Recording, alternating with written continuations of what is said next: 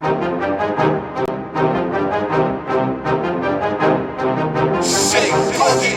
yo, what's good? Ms.Fit, Murder F Gang. This is my dumb advice.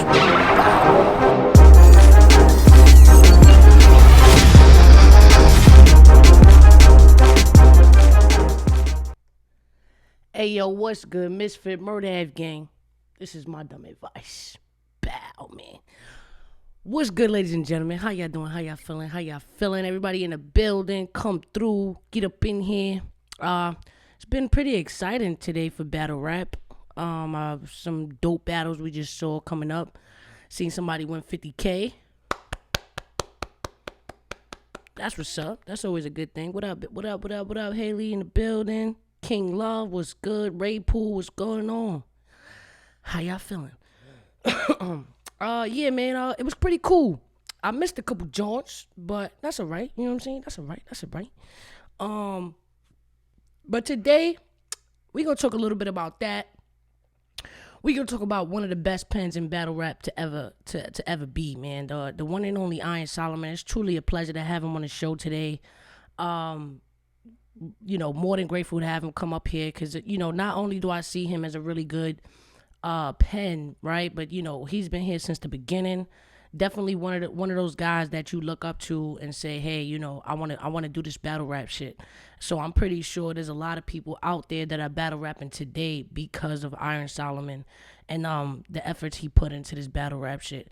Not only that, I respect him as a successful businessman, and I feel like I've gotten a lot of tips from him, about business and things and such like that. So I can always respect people on a different level when it comes down to shit like that because, battle rappers, we people, you know what I'm saying? And we got other shit going on besides battle rap. So I want to tap into, what Solomon been doing, you know what I mean? He long hair Solomon now, shit different. He probably in a different bag. But yeah, man, we want to see if he gonna come back to the ring, if that's what he desires, you know what I mean? What's his next role in battle rap? Because at the end of the day, we all venture off and do other shit. But King Love, just to tap into what you asked, Saint won the 50K.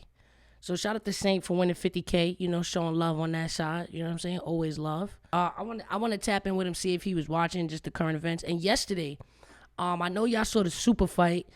I want to see what y'all think of the super fight, who you think won and who you think lost. Congrats to the rookie, and you had him as a guest. Yeah, see, I brung Saint on here before he won 50K. Everybody gonna interview him now, but whatever. That's what you're supposed to do. That's what you're supposed to do. You're supposed to get the new scoops. That's what you're supposed to do. But without further ado, we gotta get Solomon in the building. We gotta get him in the building. Oh, without further ado, ladies and gentlemen, Solomon, Iron Solomon in the motherfucking building. What's up, my guy? What's up, sis? How you doing? Good. Give me a thumbs up in the chat if y'all hear Solomon good. We gotta make sure his levels is A-OK. Throw it in the prop gang. Show love in the prop gang. All right, it's good. Said Legend Iron, showing you mad love in the chat. So I appreciate y'all. I bet, man. So how you doing, man? How you feeling? How's everything? I'm good. I mean, I think like all of us, going through crazy time right now, but also using that to explore different, opportunities, explore different thought patterns. And, I think when you're faced with challenges, it pushes you towards growth, you know what I mean? So I feel good. I mean, obviously I'm sure like all of us looking forward to the things being over, you know what I mean? As much as they may be over, with COVID shit, but yeah, I'm good. I'm making most out of it, and I definitely feel like I'm in a good place. You know what I mean? Enjoying a lot of family time, daddy daycare with my son and whatnot. You know what I mean? Taking a break from my business, like a forced break from the business, but sometimes it's nice to, running your own business is a lot of work. So it's been nice, and it's freed me up to do some other creative stuff that I wouldn't have done. So yeah, I'm good. How you been? That's dope, man. Good. I feel like very similar to what you're saying. Just trying to pivot, man. Trying to figure out what's next. You know what I mean? And it's usually easier to do, when you don't have to deal with like thoughts of having a deadly virus. You know what I'm saying? That and a lot of people were affected by it, and I know it's been hard for everybody. Businesses have to find new ways to get money. Artists, even battle rap itself, it's just the no crowd, the bubble rap. It's happening. You know what I'm saying? At first I was scared. I was like, all right, so no crowds. What the hell is of battle rap? Like it's over. Like we depend on the crowd for everything. Right. But then some leagues have stepped up and kind of showed us that hey, we could keep the culture growing, which is cool. So that's dope. But yeah, did you see any of the battles today?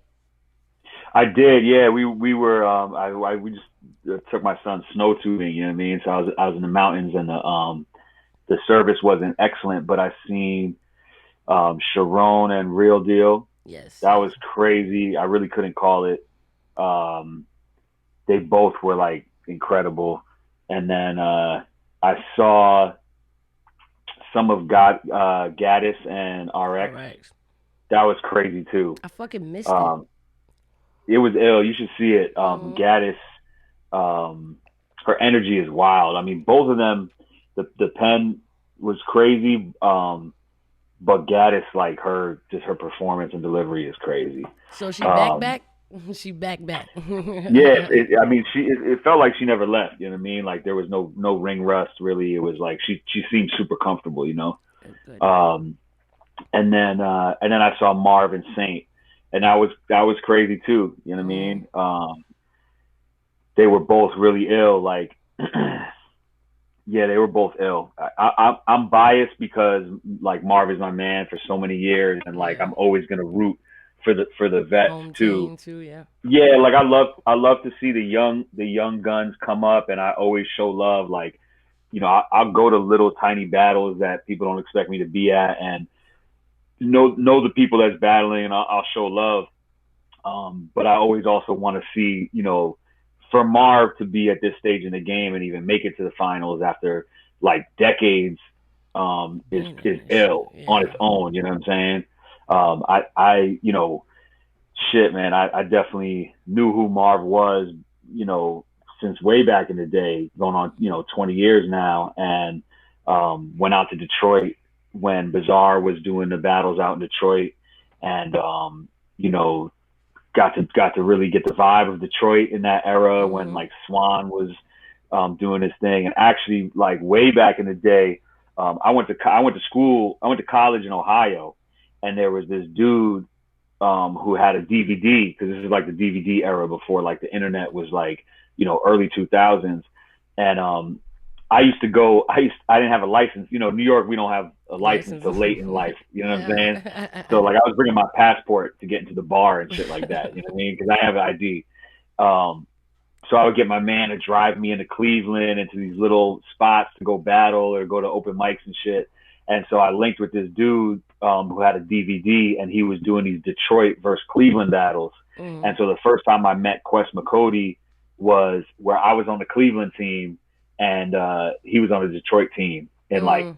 2003 or something. And like, you know, he and I haven't chopped it up about that in a minute. So I got to see how he remembers it. Mm-hmm. But yeah, like I go way back with those guys, you know what I mean? So I'm a little biased towards Marv, but that was a crazy battle too, man. That was ill, you know what I mean? And like you said, it's dope to see these leagues really like thriving under these conditions, you know what I'm saying? And Facts. like the thing to me, and I'm sure like, you and I have conversations about stuff that goes beyond just like battle rap, and goes into business and marketing and the corporate structure and stuff like Mm-hmm. that. So I feel like you probably kind of understand more than ever and appreciate more than ever, what the leagues go through to Facts. promote and to build a platform.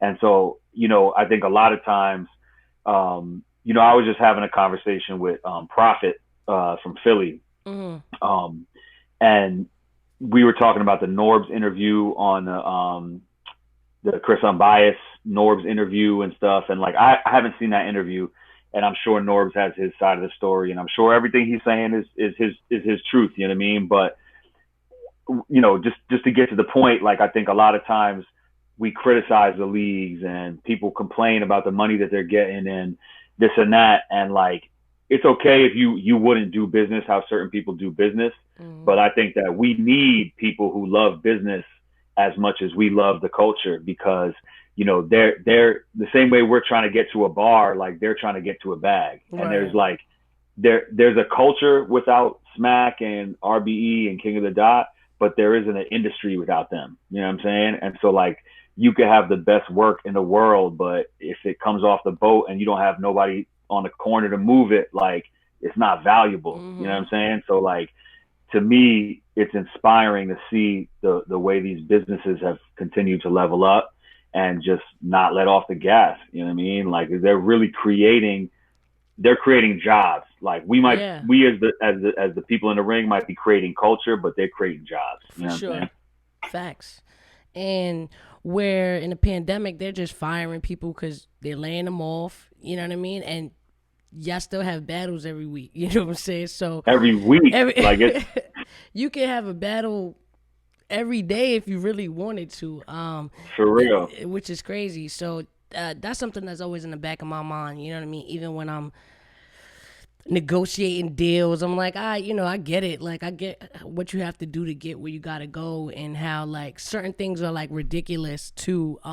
Because even some people that I feel like are newer in the game and haven't really like proved their worth, they're like, yeah, I want 10,000. It's like, what? Right. What do y'all think is happening here? Like, right. What? No. Granted, people are getting those big bags, which is great. Sure. But it's not everyone. You know what I mean? But in order to get the leagues to that point, we have to, give our contributions and kind of feed that machine, in some shape or form, but.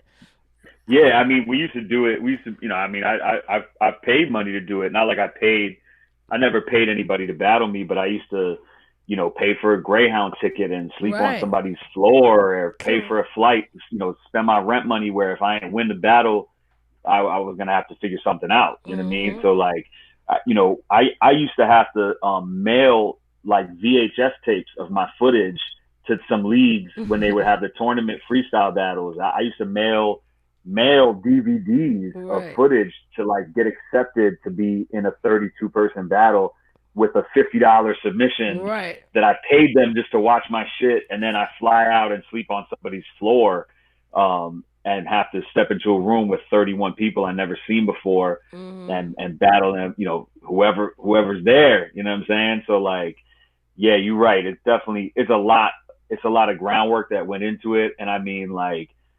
even looking at you where you're at, I mean, I'm trying to think back to like, what was the music video that we shot like in the hood in the abandoned building, like way back in the day when I was living in Clinton Hill. Like that's what, 15 years ago, maybe years. Now. Yeah, about 15 Right. years. And you were already putting in work. Like it's like none of this stuff happened overnight. Whatever people see, there's so much more that they don't see. You know what I mean? Like even before Smack DVD, you had Beasley, working at Asylum. You had Smack developing relationships that he could be behind the camera and people care about, giving him content and stuff like that. So like, a lot of work goes into this. And if you're not really ready to work, like, the bag can't be the only motivation really, because there's so much emotional roller coaster and wins and losses that you have to fight through.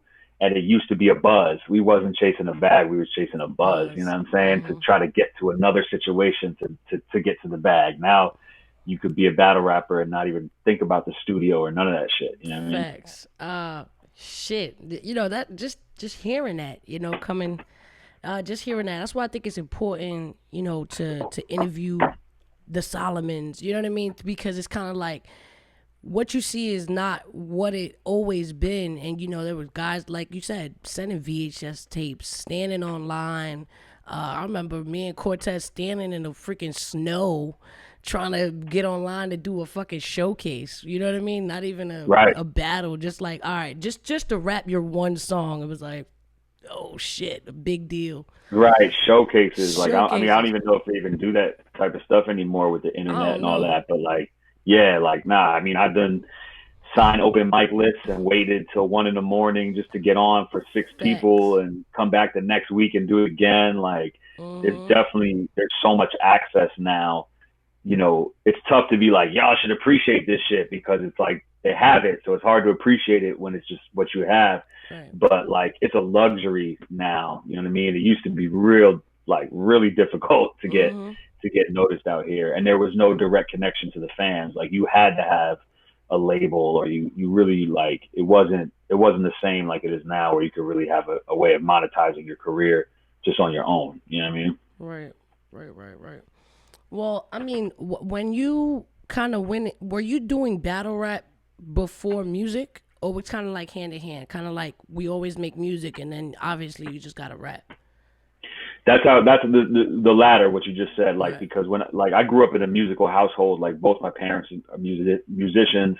My pops was like had a career creating music, and then my mom ended up, she sings and she plays the flute, but she ended up having a career like as a in the music business. You know what I'm saying? Started off as a secretary, and then just worked her way up to being like a boss in the business. You know what I mean? So like for me, we always had instruments in the house. Like, I always would be at the studio with my dad. I would go to see my mom at the office, and remember like when they used to have like the 8 CDs for a penny thing where you could order like 8 CDs. Mm-hmm. Like, I could just go to the closet, you know, the promo closet in her office and just get CDs. So like, I That's always dope. had access to all music. It was always around me. Like, I played guitar since I was like 9 years old. So I was like rapping, playing guitar, doing Mm-hmm. all that. And then I just like, I fell in love with freestyling, and I just felt like, I don't know, like, I don't remember consciously at the time, um, like being aware of like, oh, I have to take the culture seriously, especially being a white dude. But I definitely just loved the whole culture. Like, I was obsessed with graffiti. I used to try to do little breakdance shit. Like, Mm-hmm. I could DJ, I could scratch a little bit. You know what I'm saying? Like, um, so like, yeah, I was out bombing, sneaking out of my crib with spray paint. All that type of shit, and I just like, I loved it. And so once I really like settled in I'm a rat, and I'm gonna make my own beats and just produce my own shit. I felt like, if I'm gonna be a part of this, I have to be a part of it in like a holistic way. Like, I have to do it all. Like, I love Jay-Z, I love Nas, you know what I'm saying? Like Biggie.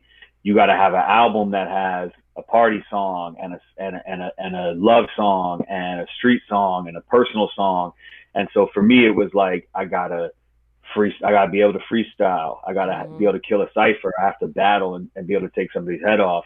And I have to be able to write songs and make music. You know what I mean? And I think like the battle shit just really like took off.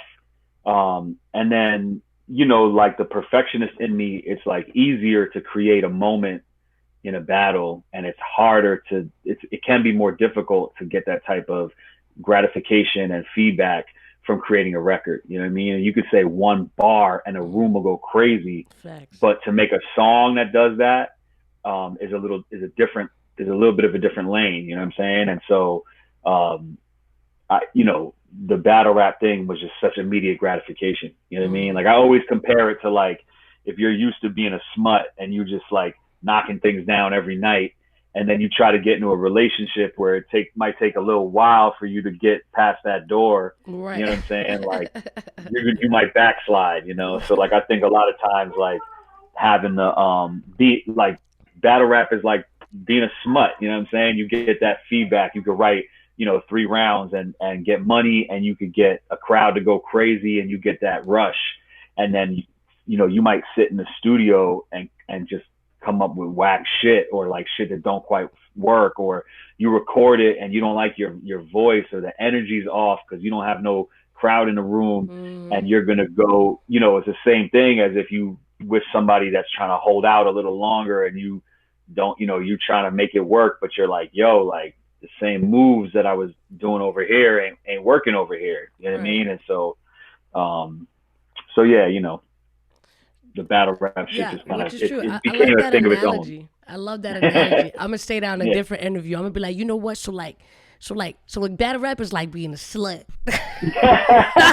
They gonna be like, yo, Ms.Fit, wise words fit. Now I gotta give you your credit though, and I'm gonna be like, shout out to Iron Solomon. The other one I got is like fat boy shit, where it's like, eating candy and eating food that's exciting, and it gives you, it's fun to eat a meal and whatever, versus like being on a diet and having to be disciplined and eat salad all the time. Like doing an album, creating a recording career is more like hitting the gym every day and not really seeing the results until a couple months later. And battle rap is like it's candy bars. You know what I'm saying? It's like you say it and you get the sugar rush right away. You know what I mean? And so sometimes you might go in the studio and be eating salad for a little while, and then you get bored and you backslide, and all of a sudden you're making songs that are just like battle raps on a beat, because you're like, just fuck wilding no. out. Yeah, you know what I'm saying? Like so many battle rappers make music that sounds like it's not the same energy, and it's just battle rap. It's like, yeah. But see now, like you touched on it briefly, like you don't even have to want to make music anymore. Right. Because and I yet to understand that completely. Because me too, yeah. I'll take a group of battle rappers, bring them to the studio, and I'll be with Core, I'll be with my boys from the block, and I'll be like, all right, cool, we're gonna throw on a beat, we're gonna see what's up, and then we're gonna try to make a record. And they are just like, what is going on right now? Like, right, yeah. What are you doing? Like, and y'all come from a real, because like I know Core, like it's like real songwriter shit, not just rap shit, but also like writing for R&B people and like understanding like the music creation process. That's a whole different thing. Like you need, like, if you want creativity to be a hustle and something that you monetize, you have to have tools to get to the end game, right? Like if you're playing ball, you got to have a 3-pointer, and you need, some inside game, and you got to have this and you got to have that. Like you're not always going to be just inspired to write crack. You know what I mean? You're not going to always have it. So you got to, like, being in the studio and actually writing songs and creating, you have to have a couple angles you need to come at it from. Because like for me, it's not like when you're a teenager and you just smoke some weed and zone out and something hits you and you write until, 67 and a half bars, and then you be done and you're like, no, that shit was fire, but I don't know how to get past here. Like you have to be ready to put your ego aside and be whack, or learn and not be arrogant. You know what I mean? And like, so, I think that's something that you've shown through some of these new transitions and the new lanes that you're getting into, and that you always impress me with when we have our little exchanges, is like that you're not afraid to learn new shit and you're just jumping into it. You know what I mean? Whether it's the MEO stuff or the dumb advice now, and like how you understand the camera setup and the lighting and, getting into the editing and all that. And I think the studio is the same thing. And so for me, the advice that I would give to any battle rapper is like, you can apply these skills to a lot of different areas, and don't be afraid to be a beginner and a learner again. You know what I mean? Because I think that's where a lot of people fall short, is we're so used to being nice at street ball that we get to the league and we don't want to learn no new plays. We don't want to learn, how to play a different format of defense or whatever it is. Like, and because we're like, nah, I'm nice. Like I'm the king on West 4th. You know what I'm saying? I'm the king at the Rucker. Like, but if you got to learn, you have to be able to translate that. And I think the other thing too is like, especially with like hip hop culture or just people of color in general, there's a lot of messaging around natural talent, where it's like, oh, these people are good at basketball, or just naturally soulful, or good at music, or whatever it is. And I think that a lot of times that robs people of the ability to take ownership of having worked hard and learned a skill. So you feel like, oh, I'm nice at battle rap, but that's not, it just comes naturally to me. Or like, and you forget, like, damn, that was 15 years ago that we shot that video. You know what I'm saying? I've been thinking about branding and marketing and visuals for 15 years now. Like, that's real fucking work that I put in. Or, yo, you know what? I did love basketball, but I went to the court every day and I practiced. And like, so I think that we have to remember that we learned something, right? We learned how to battle rap.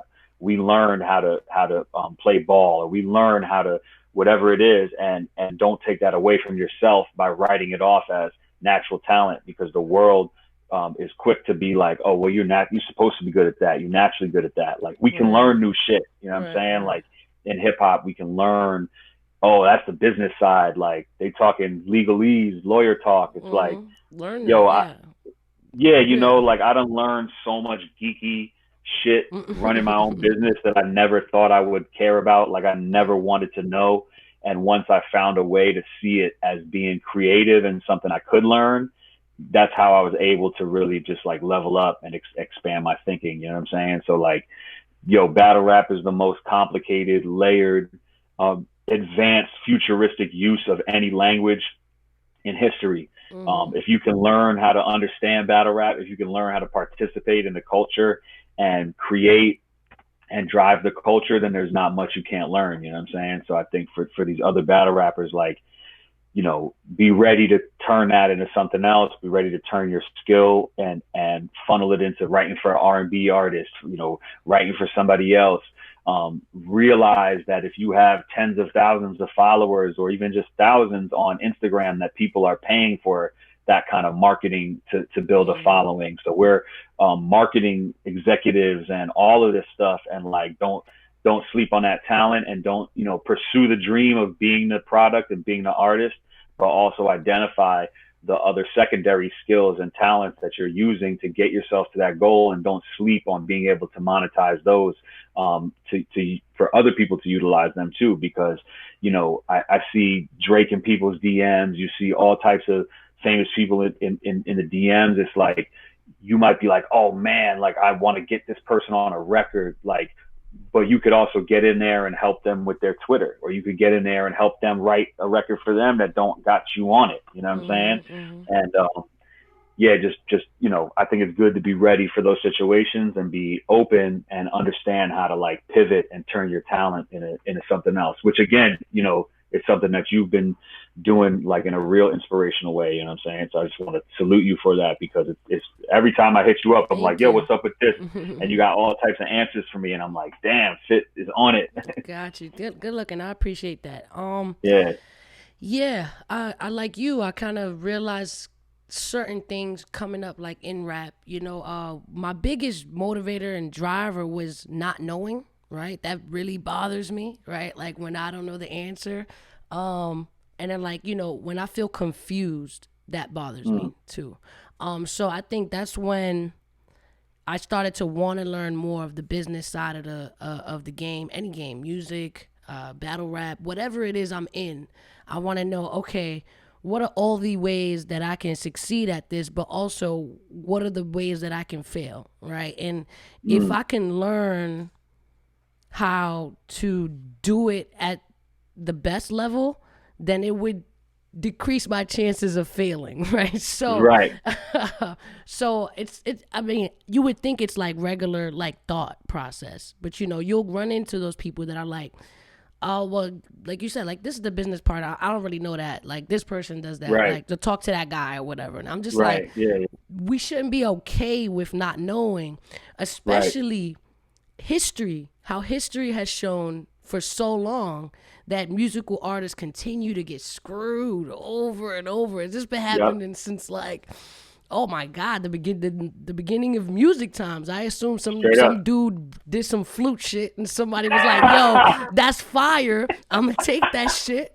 And then it was like, oh, all right, well, I mean, he got to it first, so he won. You know what I mean? But shit, that's something I love talking to you about. I felt like, you know, you're one of the guys that kind of had answers for me, you know what I'm saying? And I don't find that a lot in battle rap, you know, where I'm like, hey, you know, like, what's this? If it don't got nothing to do with like, oh, you know, what rhymes with the next bar, like, anybody can help me probably with a bar.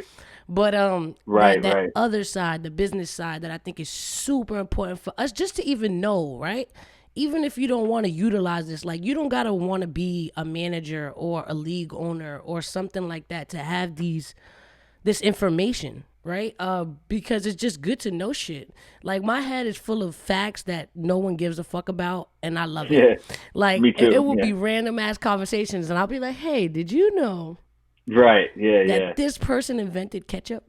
Right, right. Like they Yep, never yep. like Mister like Misfit. We don't care. I could So go down a whole rabbit hole yeah, like on something like that. Like it'll be a facts, week of me looking on YouTube about the origins of ketchup facts. videos and just like I'm like, yo, this is life. Like, Like yeah, I yo, definitely the shit I've been you learning can over learn. quarantine is like Oh my I'm learning god. about like astrophysics right now. You know, recently I've been getting into like mushrooms, fungus, like not even like psychedelics, but just like the way mushrooms function in nature. And I don't even know how I got to that, but now I'm like in the In rabbit it. hole, and that's like the shit I'm looking into. You know what I'm saying? I Like, love that shit. I love that yeah, shit. hell, I think yeah, that was hell an yeah. And I'm actual always thing. down. Like, I love those conversations. Like, my thing is like no small talk. You know what I mean? I'm not really into the small talk. I like the big talk. So when it's like stuff that's significant or knowledge that's applicable, I love to talk about that stuff. And like anybody who's seen me at an event or we've communicated online or whatever it is, like I'm super accessible, and I love to just share that, whatever Mm-hmm. knowledge I have or whatever game I can give, I like to give it. And the thing to me is like in hip hop and in battle rap for sure, we've been conditioned to think that like there's a limit to the road, like the highway only has so many lanes, and so if I give this information to this person, then they're going to take my spot. But like looking back at history, like hip hop has never shrank, battle Mm-hmm. rap never shrank. You know what I'm saying? Like it's bigger than ever last time I checked. So Facts. like the more knowledge I give to someone else, they're just gonna go out and find a new neighborhood, a new corner to sell on, like, and then now that's gonna be a lane that's available to me, even. You know what I Mm-hmm. mean? And like, I think that depriving other people of information is just a sign of weakness, because it's like if the playing field is even, then I'm a lose. You know what I Right, mean? And it's right, like right, I'm right. comfortable in my position, and I want other people to be on fire so that it pushes me to be better. I want to be intimidated by the people that's coming up under me. You know what I mean? And I think that we all got to realize, like, wait a second, like there is no limit to the lane. Like what? Like Mm-hmm. 5, 10 years ago, where we have been like, yeah, I'm gonna be a podcaster, or like Uh-huh. whatever it is. Like you got 4 or 5 different revenue streams off just you being Misfit. Like Mm-hmm. for real. Like when going back to being in Clinton Hill, Myrtle Ave, like shooting videos in the abandoned buildings and all that shit, or just kicking it. Mm-hmm. Like it was like, oh, I'm gonna make money off being a rapper, Mm-hmm. and like now you're looking in 5 different directions for where the income is gonna come from. You know what I'm saying? So Right. it's like there's no instance in that path where someone else like took your spot. You know what I'm Right. saying? Like there's no spot to be Right. taken Right. with Right. that. Right. Like there's just more spots to find. Like it's a big planet. You know what I mean? And no one does anything exactly the same. Like Right. whatever his outcome, that's why like a lot of people will look to other people's failures to determine your next move. I would Mm. never do that, because it's like, hey, no matter what he does and it seems like I'm doing the same thing, we're never going to do it exactly the same. It's Yep. it's Totally. impossible. So, giving information is always great. Like getting game, giving game. I'm always want to hear some shit. I want people to tell me Right. I'm not doing something right. Like I want Right. somebody to be like, "Hey, I think you could do this better," and I'll be all ears. You know what I mean? But Yeah. there are people like that who are like depriving of information, and I just think, like you said, that is a sign of weakness. Um, you know, I agree. As far as the podcasting and shit, I always think like, bro, there's no way I would have thought that I was gonna be doing this. Like we didn't know what a podcast thing is, and even doing it now, right? There's no like how to, right? It hasn't even been that long, right? To prove, Right. what's the correct way or not the correct way. It's just a thing that kind of happened overnight, and certain people got huge deals from it, and it's like, all right, there's always been radio, which I think is kind of like podcasting is Right. the hybrid daughter. of radio and Right, right, video, obviously, which is, which makes sense. Streaming, we never thought we'd see battles coming on for free in streaming outlets, right, like a right. streaming out like YouTube. We would have never foresaw that. Well, at least I Nah, didn't. nah. We were on DVDs. DVDs, We were yeah. trying to be on every DVD there really I was. learned what YouTube was when somebody told me that I had views on YouTube. Like straight up, they were like, "You got mad." You got They were like, mad. "You got like 40,000 views on this video," and I was like, "What? What's What is that? YouTube? What are you talking?" And that was a lot. Like that was a lot Think back about the then. You know what I 40 mean? back then is 40 now is still like It's solid, it's yeah, solid, but yeah. back then that Nah, was some of those barbershop, crazy. like the Underground Sessions DVD, my man Real Six was just like ahead of the curve, and he just put everything up on YouTube, and I had no idea. And then people would start coming up to me, and I started getting recognized in the street, and it was like off of 40, 50, 60,000 views. Was like, oh Everybody, shit, like yeah. yeah, I was the most viewed battle rapper like before Arsenal, but it was with 60,000 views. You know what I'm Right, saying? right. What was your first one? Well, who was it against? The one you saw? Um, it was probably like Shirt and Tie or um, what's the dude's name? G Sizzle, who used to be like in Times Square. Um, yeah, it was all the videos from the Underground Sessions DVD were like the ones that got uploaded and kind of like went viral a little bit. You know what I mean? And then old footage from like Scribble Jam, because like I for real used to like every other weekend get on a Greyhound or get on a flight. So it was like little battle. I went up to Rochester one time and I like knew somebody from Rochester whose friend's younger brother still lived there. And these kids were like underground hip hop, like punk rock dudes. And they were living in somebody's attic. And I slept on the floor like of the attic and took the Greyhound to the battle that was Sheesh. like in a gymnasium. You know what I'm saying? So like so video footage from those battles started to like resurface The bottom. after the like Underground Sessions DVD battles started to like kind of go viral, early viral on YouTube and shit. So it's Mm. probably some of those like me versus Shirt and Tie, me versus G Sizzle versus Madness.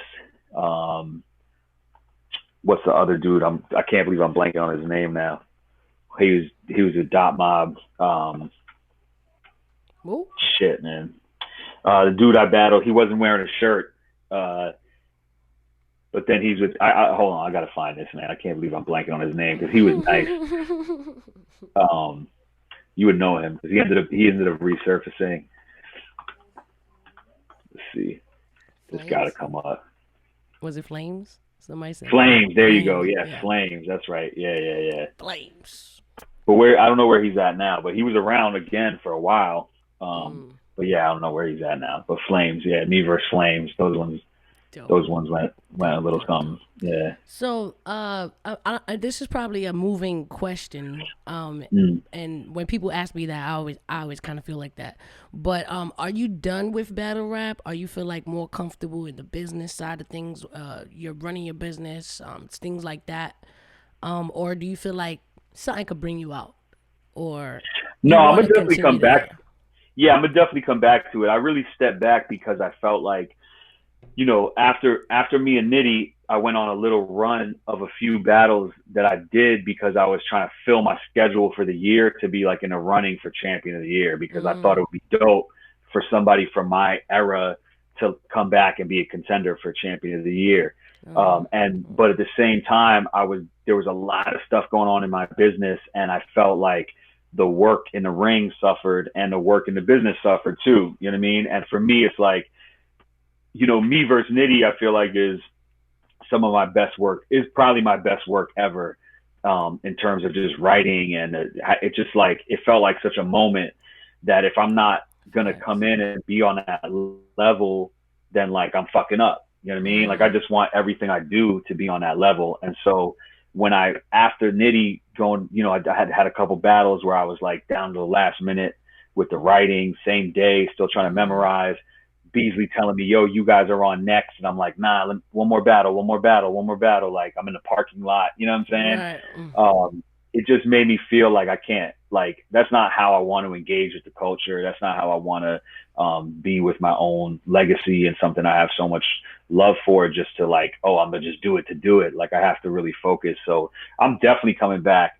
I feel like I still have more to prove, or more fun to have, more, to solidify myself. And I enjoy it, you know what I'm saying? So I'm gonna definitely come back to it. At the moment, I've been working on like some creative projects, doing like merchandising for people, like helping doing like design work for, my boy who owns a record store, doing designing hats and shirts for him. And, my business partner and all that is, my man, Charlie the Hustler, who's like legendary New York graffiti writer. So yeah, like, doing some stuff for some sneaker stores, just doing the visual art piece of it. You know what I mean? 'Cause like I said, when I was like a teenager, like, my brain was just soaked in graffiti. Like, I was just, marker on me everywhere, black book everywhere. I always drew when I was a kid. I've always been just a creative person. And, actually here, I'll show you one of the joints that we got. This is for the record shop. So it's like an old school baseball hat. But it says Crate Diggers. And then like the patch on the side, which this is just a sample. Like we got some edits we have to make, but like on the side it says like minor league champs, but it's like MINER. Dope. So instead of like Like a minor. yeah, you know what I'm saying? Minor league. And it's the diamond, like a gem that you find, or like a baseball diamond. And then instead of the World Series years, it's the like the record speeds. And then the crazy part is the box it comes in. I had my man put together a record crate, and then we photographed it. And I use Photoshop and Illustrator and all that, and turned it into the box. So this is the box. That's fire. Yeah. So the hat comes in the crate. You know what I'm saying? That's fire. So like I'm trying to take the same kind of layered wordplay lyricism and apply it to the like products, you know what I mean? And so the company is called Good Grief Limited on Instagram, just at Good Grief Limited. And we haven't really officially released. We've had some little t-shirts and hats that we put out just kind of like quietly, but yeah, these Crate Diggers hats with the boxes. I got a Philly, that's the New York version because it's navy blue. We got one coming out. The New York version is coming out with Rotten Island Records in Bushwick in Brooklyn on Stanwyck Street. And then the Philly one I got coming out with Brewery Town Beats on Girard in Philly. And so like that is its own box.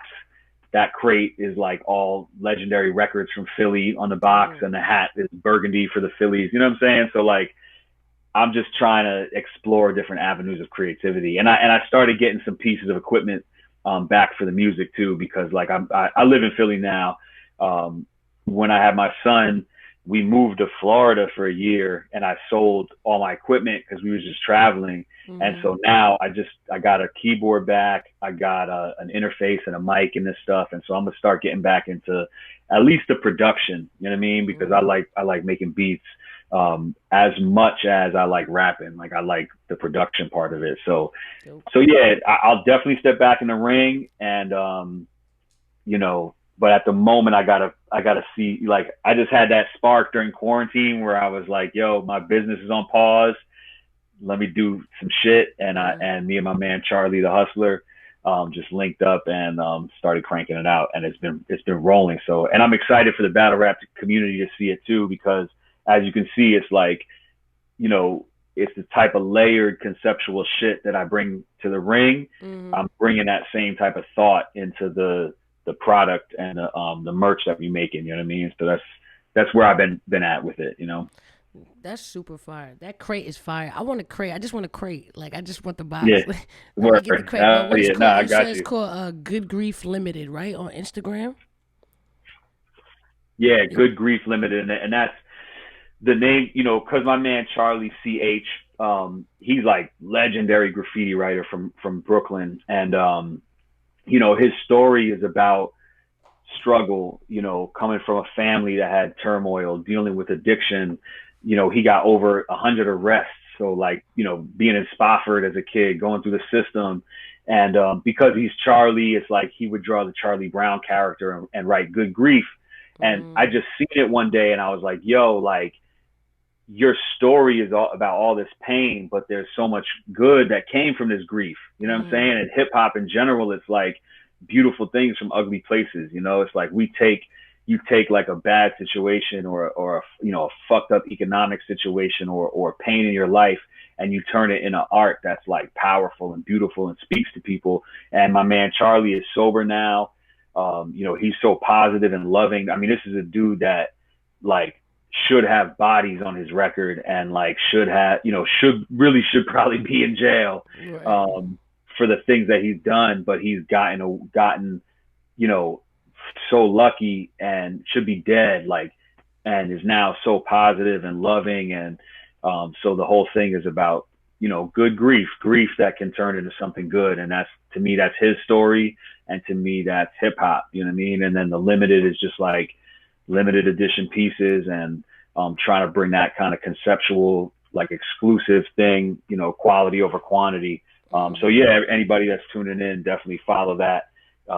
This year we're gonna have a lot of really like just dope releases, and some battle rappers that we collaborating with too, and doing t-shirt designs or hat designs and stuff like that. And definitely anybody hit me up if you have stuff that you want to work on, because for me it's like it's got to really be like different and kind of cool and interesting, like that, where it's like a concept and not just like a slogan on a shirt. Like I'm gonna want to make it more than that, you know what I mean?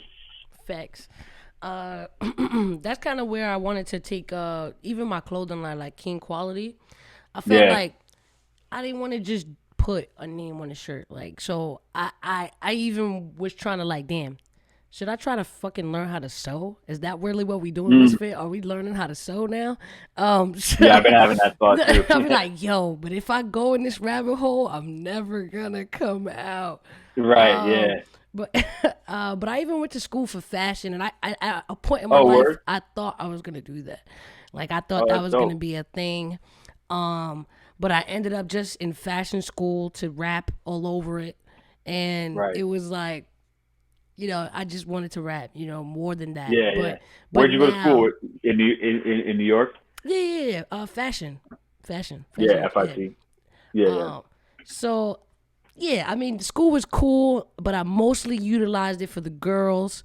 At the time, right. A lot of girls in fashion school. Nothing but girls. Like one dude, and he's gay. Right, yeah. You know what I mean? Yeah. So that was fun, but I don't really regret much, because I feel like I had a lot of good times, and it kind of, those experiences that I had specifically even in that period of time had such a big effect on me and my music that I was just like, I kind of needed it. You know what I mean? Like, it gives me like another layer of skin that I kind of needed, or I feel like makes me a better person. You know what I'm saying? Yeah. I mean, college is as much about the experience of the social experience and as it is about, or it can be as much about the social experience as it is about what the school is actually teaching you. You know what I mean? A lot of it is, there's more to it than that, Right. So that's dope. I mean, if whenever you want to chop it up about that, because same way I did a deep dive, like I'm learning about shit that I never thought I would learn about, you know what I mean? So I'm definitely down to chop it up on that, on the fashion and the merch tip too, I've had that thought too of like, am I going to have to get a sewing machine out this bitch? Yeah. Am I about to do this shit? But even the Good Grief thing, like those kind of ideas, like the minor and the box, like that kind of creativity is stuff that you're doing in your reps.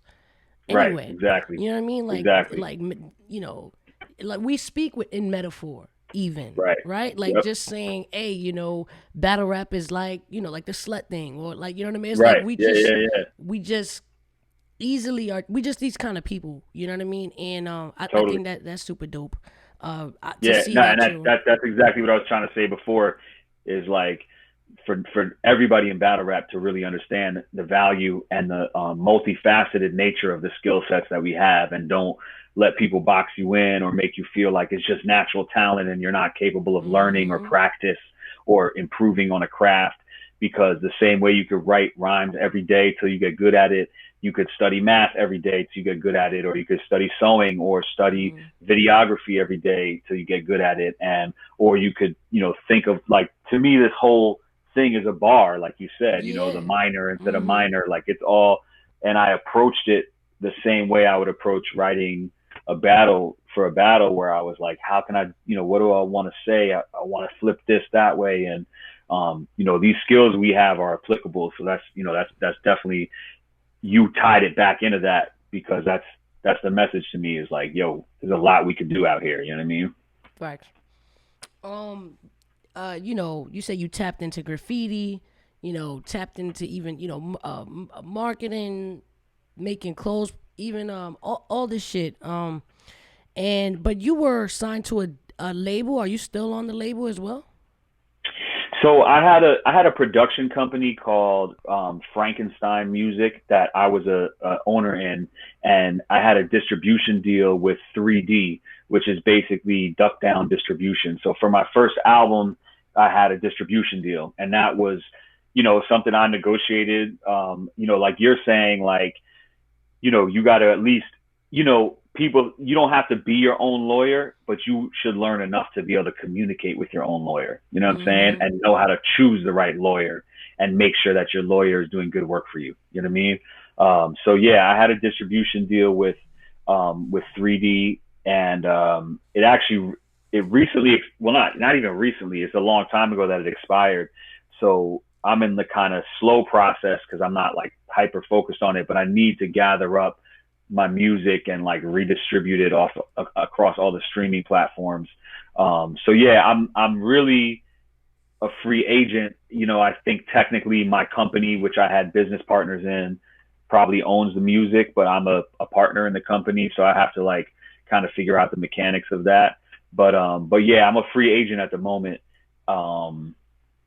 But yeah, I think pretty soon, hopefully, once I get this kind of out of my system and I feel like it's rocking the like design stuff, I'm gonna circle back and do my own merch for me, and I'm gonna relaunch like all the music that I had originally released. And because I think I'm not good at the self promotion really. Like that's a piece of it that I personally is like one of my flaws for this era, is that like I love being on stage, I love creating music, but I feel weird being like, yo, buy my shit or sign me, or for some reason when it's like a product I designed, it's less personal. It's like, it's not my face or like me saying the words.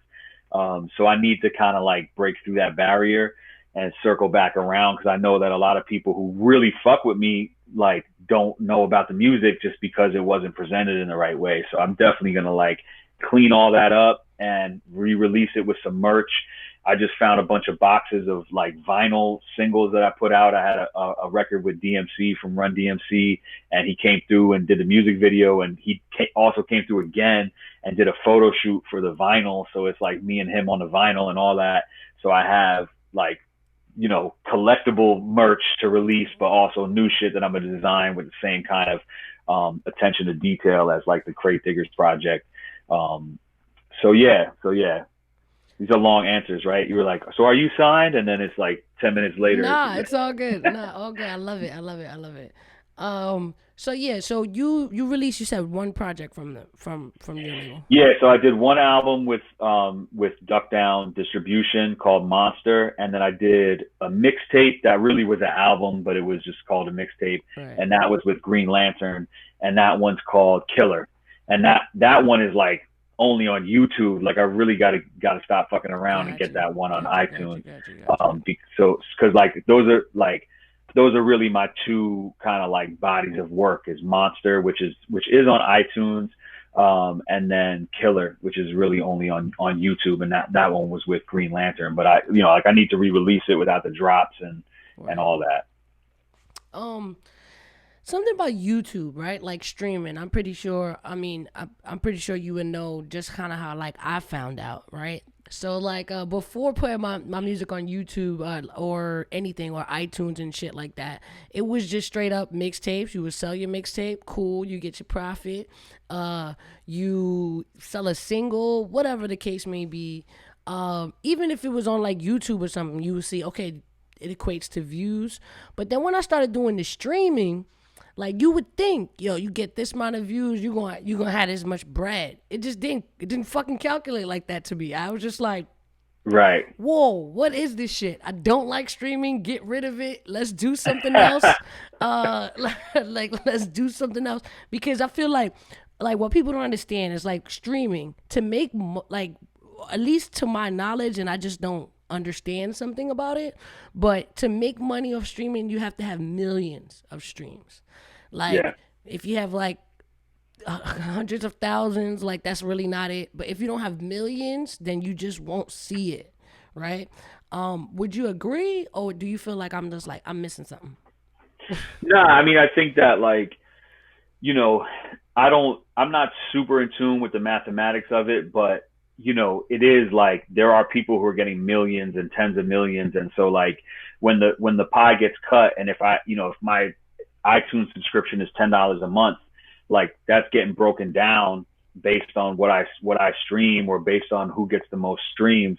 Like the artists that are getting those much bigger numbers are going to be seeing a lion's share. So I think like, you know, streaming is definitely a source of revenue and can be, but I think that like when people look at these YouTube videos and assume that people are like making, crazy bread. Yeah. Like YouTube, I think more than ever, YouTube is real strict with the Yeah, monetization. They're really strict with which ones, where you can place ads, what kind of content can even be monetized. So, I think it's like getting a getting a sponsor to sponsor the video, there's other ways to monetize that. And I think, the streaming like Spotify and that type of stuff, um, can help, but definitely you got to have you want different revenue streams. You know what I mean? for sure. Yeah, man, it was a little heartbreaking. I was like, yeah, Right. all Yeah. right, cool. Like, yeah, streaming's cool. But that's why I thought it was super dope. Shout out to Cortez because he did like the package deal with his new album Resolutions, and I thought that was Mm, the best thing he could do, right? Because like for a while I've been trying to figure it out or whatever. Like, damn, all right, cool. Like, I love making music. I want to put it out, but I'm seeing more profit from fucking podcasting than right. music. So how do I Yeah. do? How do I connect both, and how do I continue to create and be creative and make the music I want to make, but also feed my pocket? You know what I mean? Yeah. And I thought that was the greatest way. But his pre-orders. I feel like he was selling pre-orders $100 a box. And I think Right. like in situations like that, like your marketing would have been great for that. You know what I mean? Right. Making Yep. a Cortez box. You know what I mean?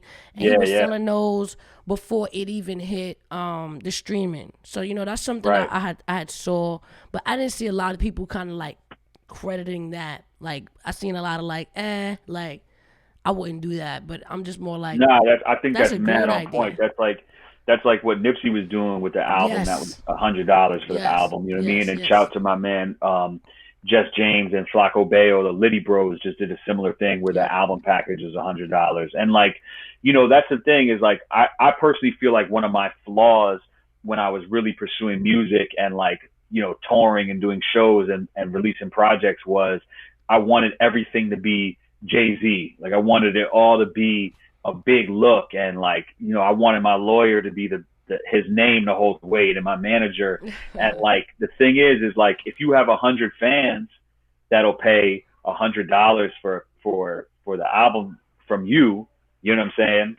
Like that's 10 grand, right? Yeah. So like, if you can do that a couple times a year and that's one of your streams of revenue, like you can really like have a real like financed music career with 100 fans if they really fuck Facts. with you. You know what I mean? Facts. And so Facts. like not everything has to be like, for me it's like I'm like I want Nas to know who I am. You know what I'm saying? Like I Yeah. want like this is little kid dream shit, and that's where, you know, I personally, just being real, like struggle to turn my music into commerce in that way, where I'm like, damn, like I've done shows, you know, overseas where like I know they don't understand the wordplay, and so I'm like annoyed to be performing for them. You know what I'm saying? But that's a flaw. Like that's not popping, because like that limited me from being able to turn my art into commerce. You know what I mean? And so, like I said, like 100 people spend $100 with you.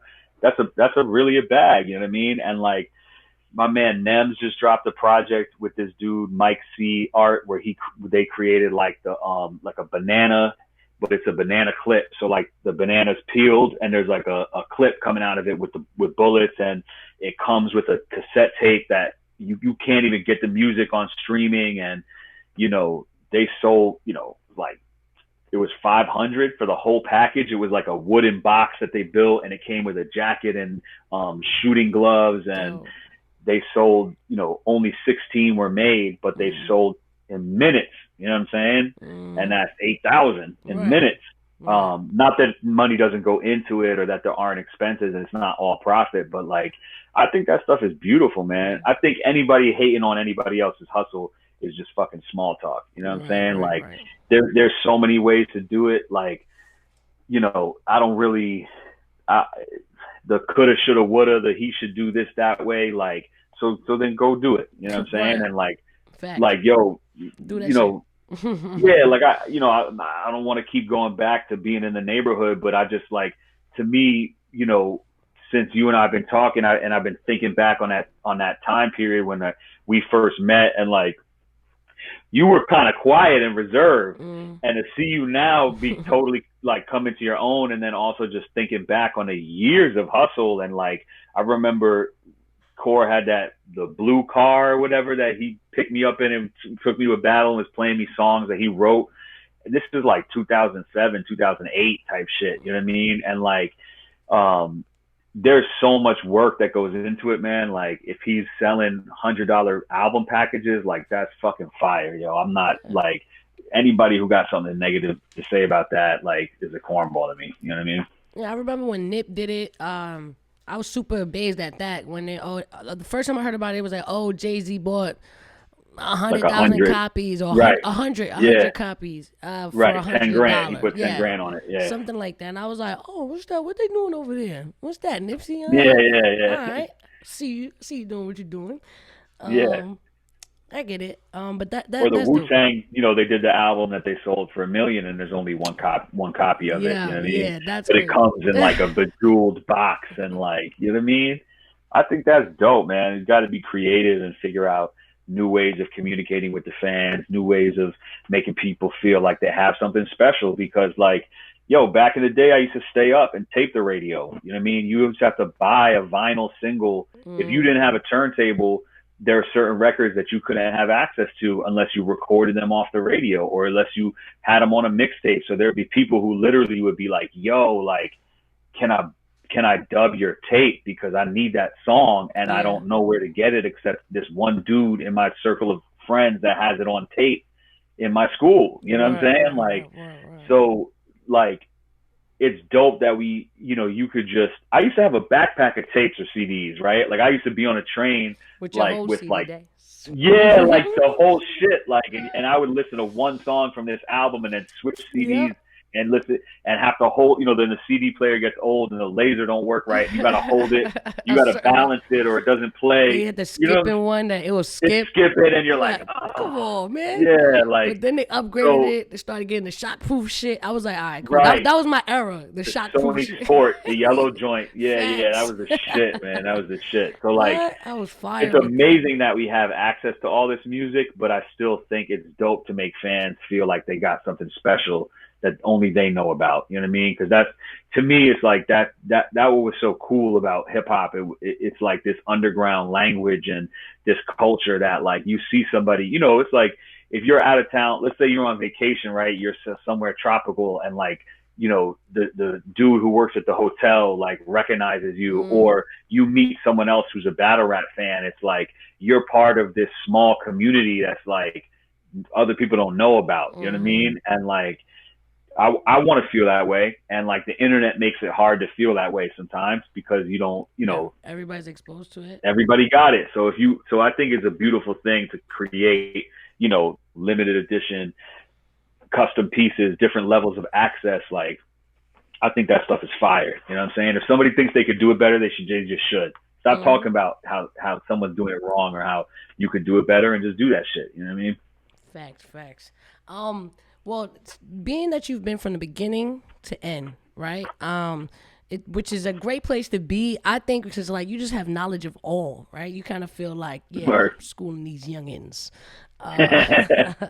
Like, what do you feel like is something that, even in music in general, but specifically battle rap, what do you feel like? Besides, we spoke about how it was harder then to get your music to actually do this shit. How now it's an industry and we're not just doing it for fun or doing it for the buzz, right? What is something that you felt like, obviously, the biggest differences? Yeah, obviously it's an industry. But what for you specifically is like you rapping versus, somebody today versus when you did it the first time. Are you preparing differently? Like, obviously you learn new skills. Like, what do you feel like was more effective? Yeah, I mean, back in the day, it's like there was a freestyle shit where there was like tournaments and you had to just battle like 8 people in one night. And it was on beats and it was freestyle, you know what I'm saying? But I was always kind of bridging the gap between that and then also going to street battles where people would show up with verses, but I would freestyle. So, now you got to do so much research, you know what I mean? And you got to like, because the research is there, like the content is there for you to study. It's like, you really got to know what like other people said to this person, because you don't want to say the same shit. Oh my God, yes.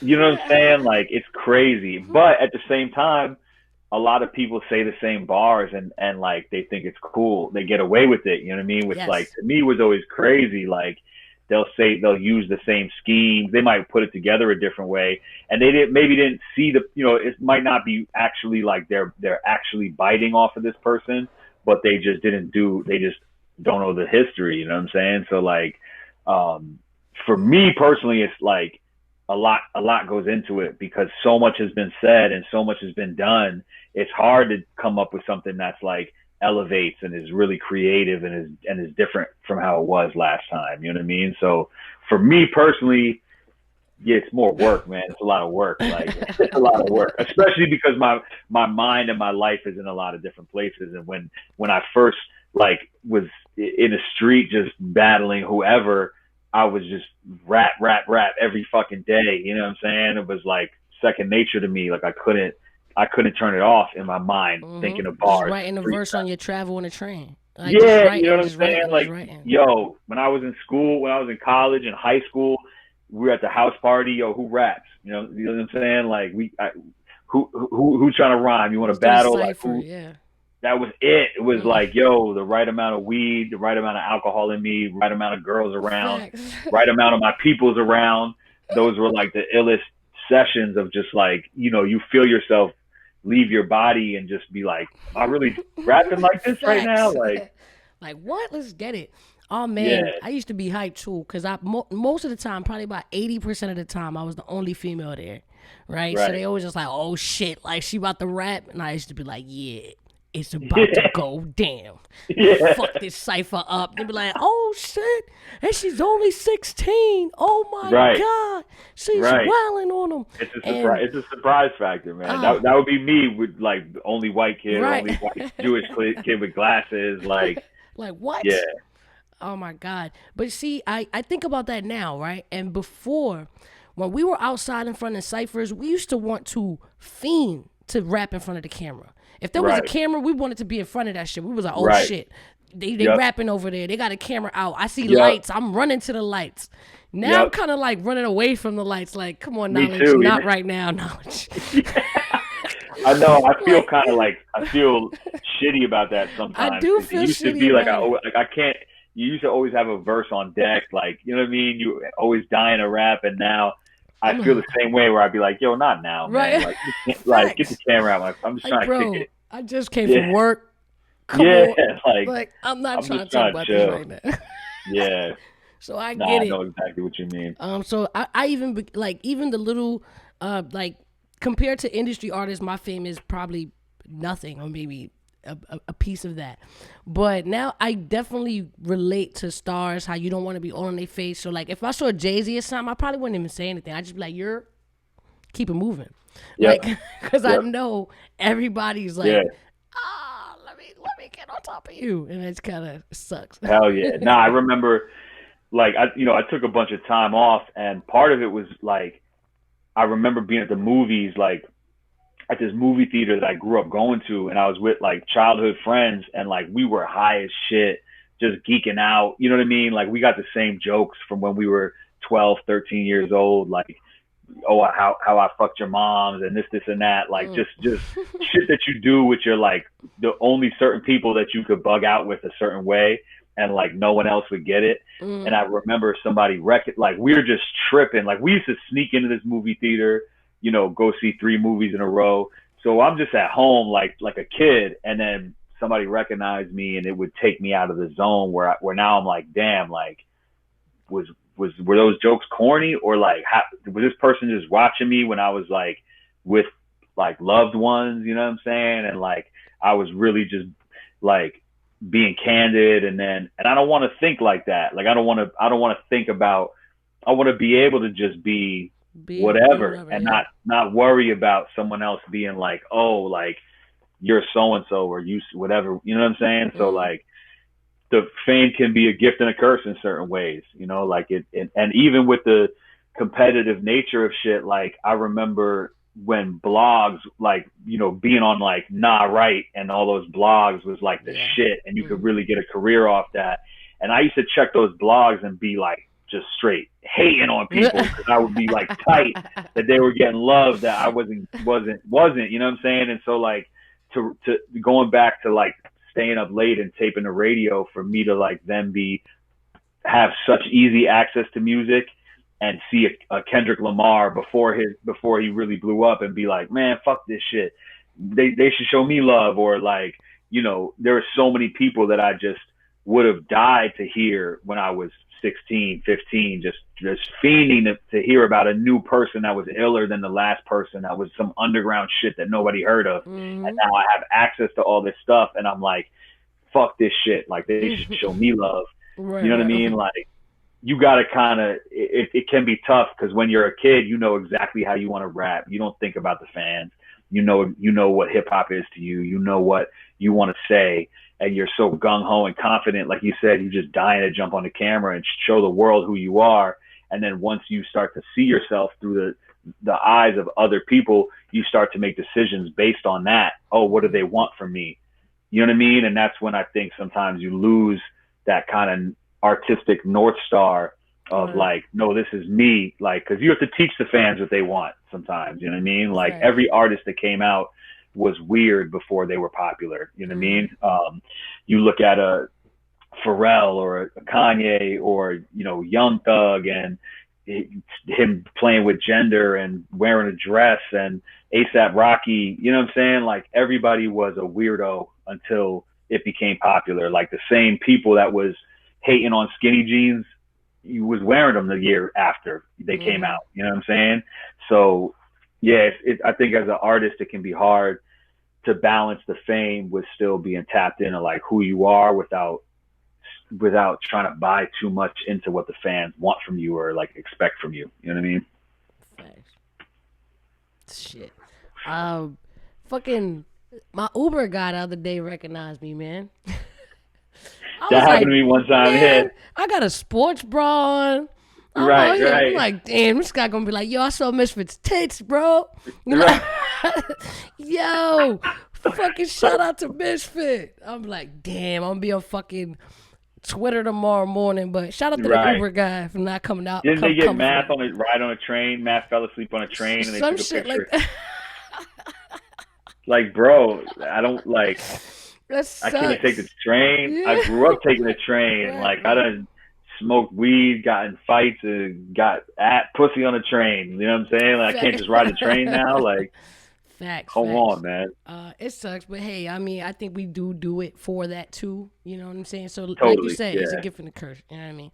Yeah. Um, And I try to just be myself on camera as much as I can, and try, like, be as true to who I am, and not, be humble and not be arrogant and not create a facade, because I want to feel comfortable no matter where I'm at, whether I, am ready for the lights or I'm not. I want it to be okay. Like, I don't mhm. want to create a false, um, image or something that I have to live up to, because, people who lie. It's like they forget which lie they told to which person, and then they got Yes, to keep track of all that. You know what I'm saying? It's a lot of work facts. being someone It's a else. lot of It's work. real Yeah, easy to be just to yourself. be You know what I'm yourself. saying?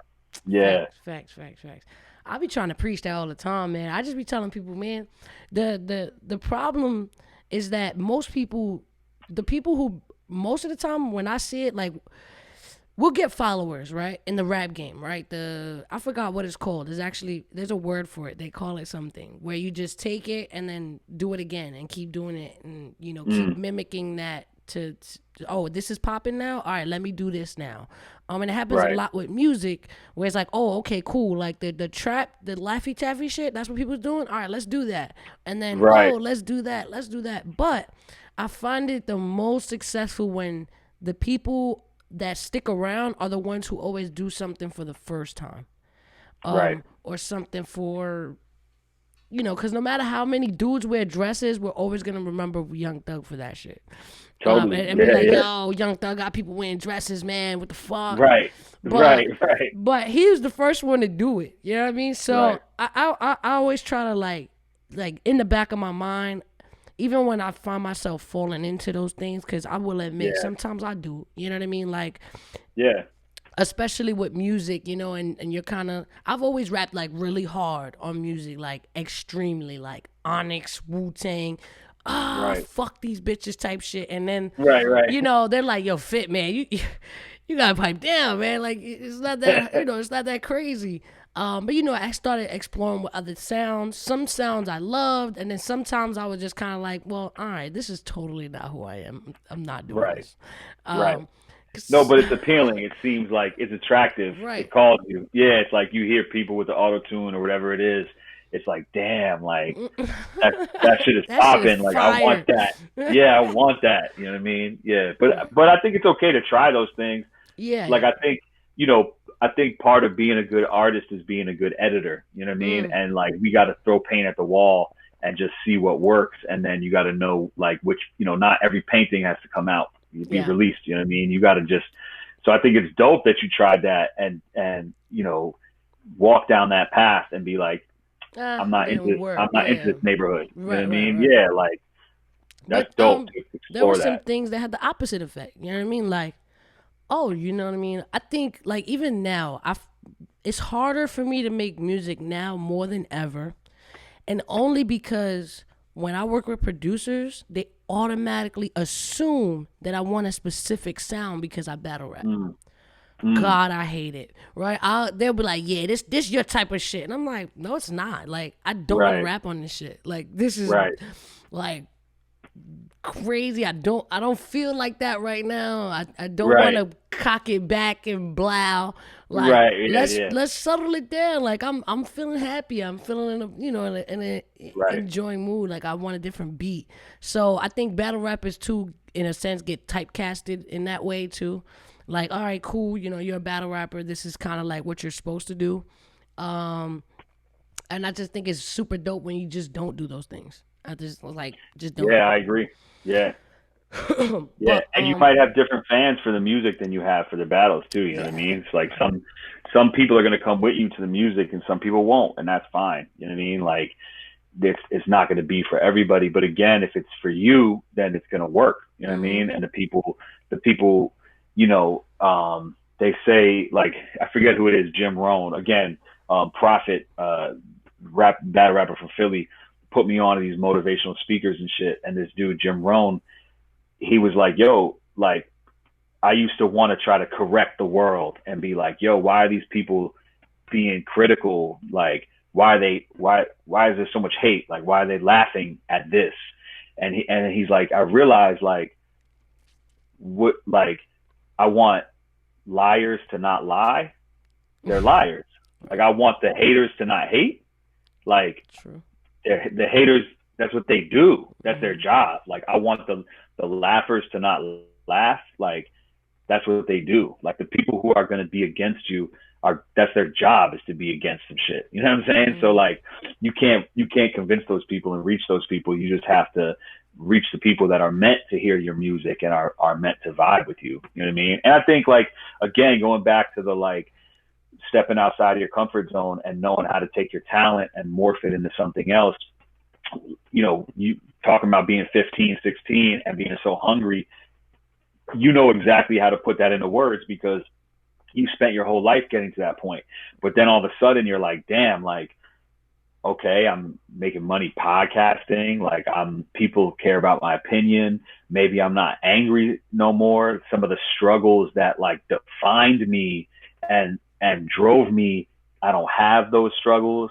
So now you have to find that fire and that motivation that you had when you had that struggle, you know what I'm saying? Or when you had that anger, like, how do I talk about being happy? You know what I'm saying? Because there isn't always a model for that, period. But especially in hip hop and especially in battle rap, it's like, how do I even talk about this subject matter? But again, don't forget that you learn how to wrap your pain and wrap your anger, so we can learn how to wrap our happiness and our joy. You know what I'm saying? It's just like, it just takes being ready to be a baby again, being ready to be a learner and not be somebody that is an expert. Like, it's okay to, like, what's that? A wise man once said nothing. You know what I'm saying? Like, a wise man once said nothing. Yeah. Like, just listen, you know? And, you know, when you're young, you think you know everything. And when you get a little bit of maturity and perspective, you learn more to know that you don't know it all. You know what I'm saying? And so I think that approaching everything, like, as just ready to learn and being open to what the universe has to offer is the best way. You know what I mean? Dope. So, business, all that, right? Investing in yourself, that's a big thing, right? How do you feel about investing in yourself? Do you feel like people shouldn't have to pay to get their music a certain place? Or do you feel like people should put more of their funds into whatever it is they're doing to get in a better spot? Because I remember feeling two ways about this. One, like, when they would say, hey, you know, you could be a part of this showcase, but you got to pay $100. I used to be like, fuck that. I'm not paying to get in the showcase, right? That's one. But then I will pay to get 100 t-shirts and give them out at a battle, right? Which in some shape or form is both the same kind of things, where you putting that same $100 into yourself on some level. But I couldn't get past, I guess, the pride part of paying to rap. Yeah, that used to fuck with me too. And I don't, especially if I knew the hustle, if I could, like, count the dollars and understand, like, and some of those showcases were valuable, and some were like, was just somebody making money. Yep. Like, there's no industry people in the audience. There's no real opportunity there. They're just like, you got to go sell tickets, like, whatever it is. Some of them were dope and some of them weren't, you know what I mean? Mm-hmm. I mean, you know, my thing is, like, being goal oriented or goal conscious, and then breaking things down with specificity, like being real specific about what's the outcome that I want from this. You know what I mean? And also separating, like, ego and emotion from logic and logistics, but not devaluing either, because I think, like, you still have to feel good about spending that $100. And if you feel like, yo, I don't feel emotionally comfortable doing this, like, then maybe it might not be the right situation. And sometimes ego is fine. Like, sometimes you're like, yo, this is how my ego is. Like, this is who I am. You know what I mean? Mm-hmm. But I think if you can really try to break it down and map it out and be like, because people will feed that to you, how important it is. You know what I mean? If you meet somebody who's in radio, they're going to tell you how important it is to get your song on the radio, and they're going to sell you a deal to promote your single, and it's going to sound like you're wilding if you don't take this deal. And as an artist that wants exposure everywhere, you're going to be like, shit, like this is the person, like this is I'm bugging if I don't take this opportunity, you know what I mean? But I think the thing is like just breaking it down, like, okay, if I do this showcase, I'm going to get performance experience. I'm going to get, these are the people who might be there. What is the actual value in that? And do I need to pay for performance experience? No, right? I could find another place to go open mic for free. But maybe it's the context of the showcase that I want to get more comfortable in, and I have to pay for this, and so it's worth me investing this money and whatever it is, you know what I mean? Or maybe I spent too much on Chinese food in general, and if I just don't order, the extra wonton soup a few times, and that's $100 over the course, you know what I'm saying? Like maybe you can break it down in a way that it makes sense to you. Or if then you look at the t-shirts and you feel like, yo, that could be 100 real fans. If I'm an industry rapper, if I'm looking to have success and build relationships in the industry and create a buzz and awareness of who I am in this circle, then maybe this showcase is the right thing to invest in. If I'm cultivating a fan base and an audience that I want to be direct to consumer, and I want to sell directly to my fans and monetize myself that way instead of relying on the industry machine, then it probably makes more sense to press up those t-shirts. And now you're forming more of a personal relationship with those individuals that get them. You know what I mean? So I think like there's a million ways to approach it, and there are more ways to approach it now than ever.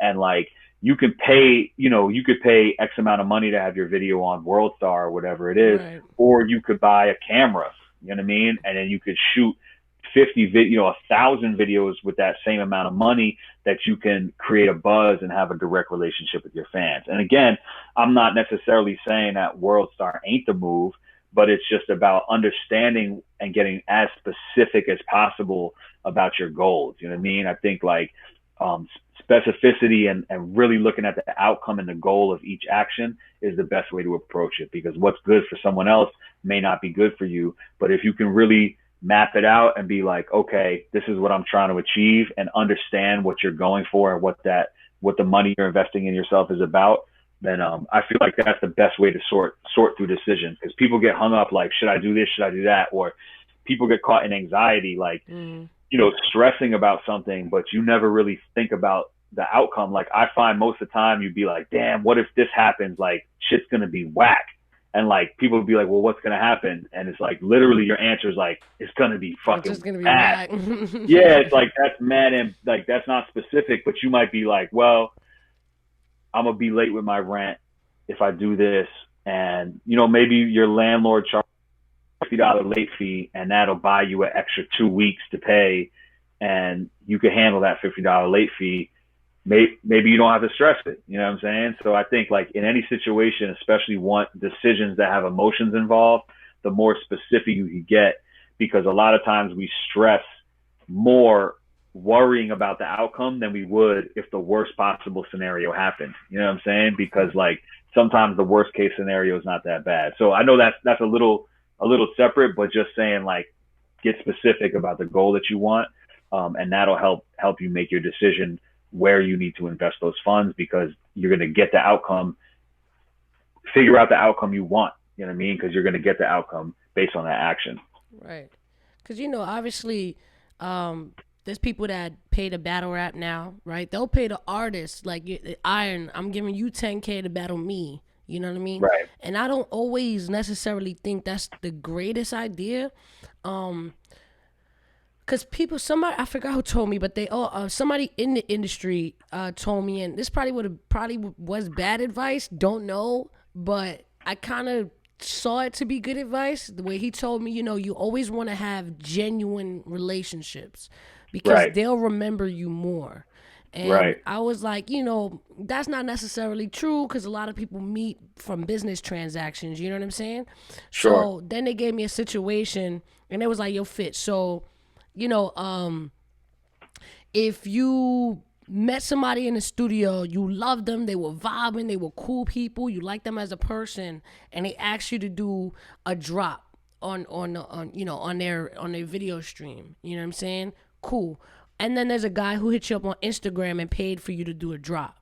Right. When you see them in the street, who you gonna vibe with more? Right. And I was like, well, obviously the guy that I talked to and kind of liked, and had an experience with, they was like, well, there you go, right? Like, that's how they're gonna look at you. If you pay them to just put your music up, they're gonna be like, oh, that's the bitch that paid me to put her music up.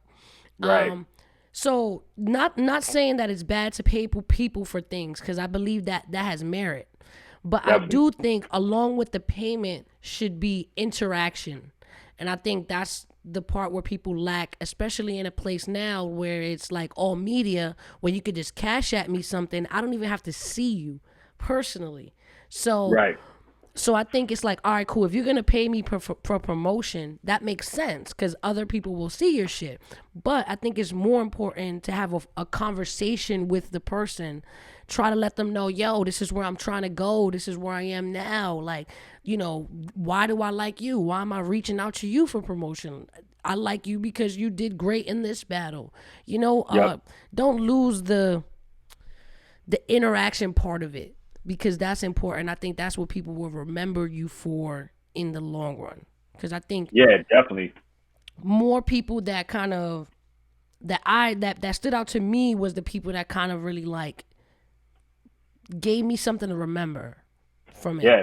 Besides whatever it was, the product. Yeah, for sure. And I think there might be some relationships that are just about paying for something, but I think again you got to know what that look means. You know what I mean? If you're going to, they'll post this on a site if I pay the money.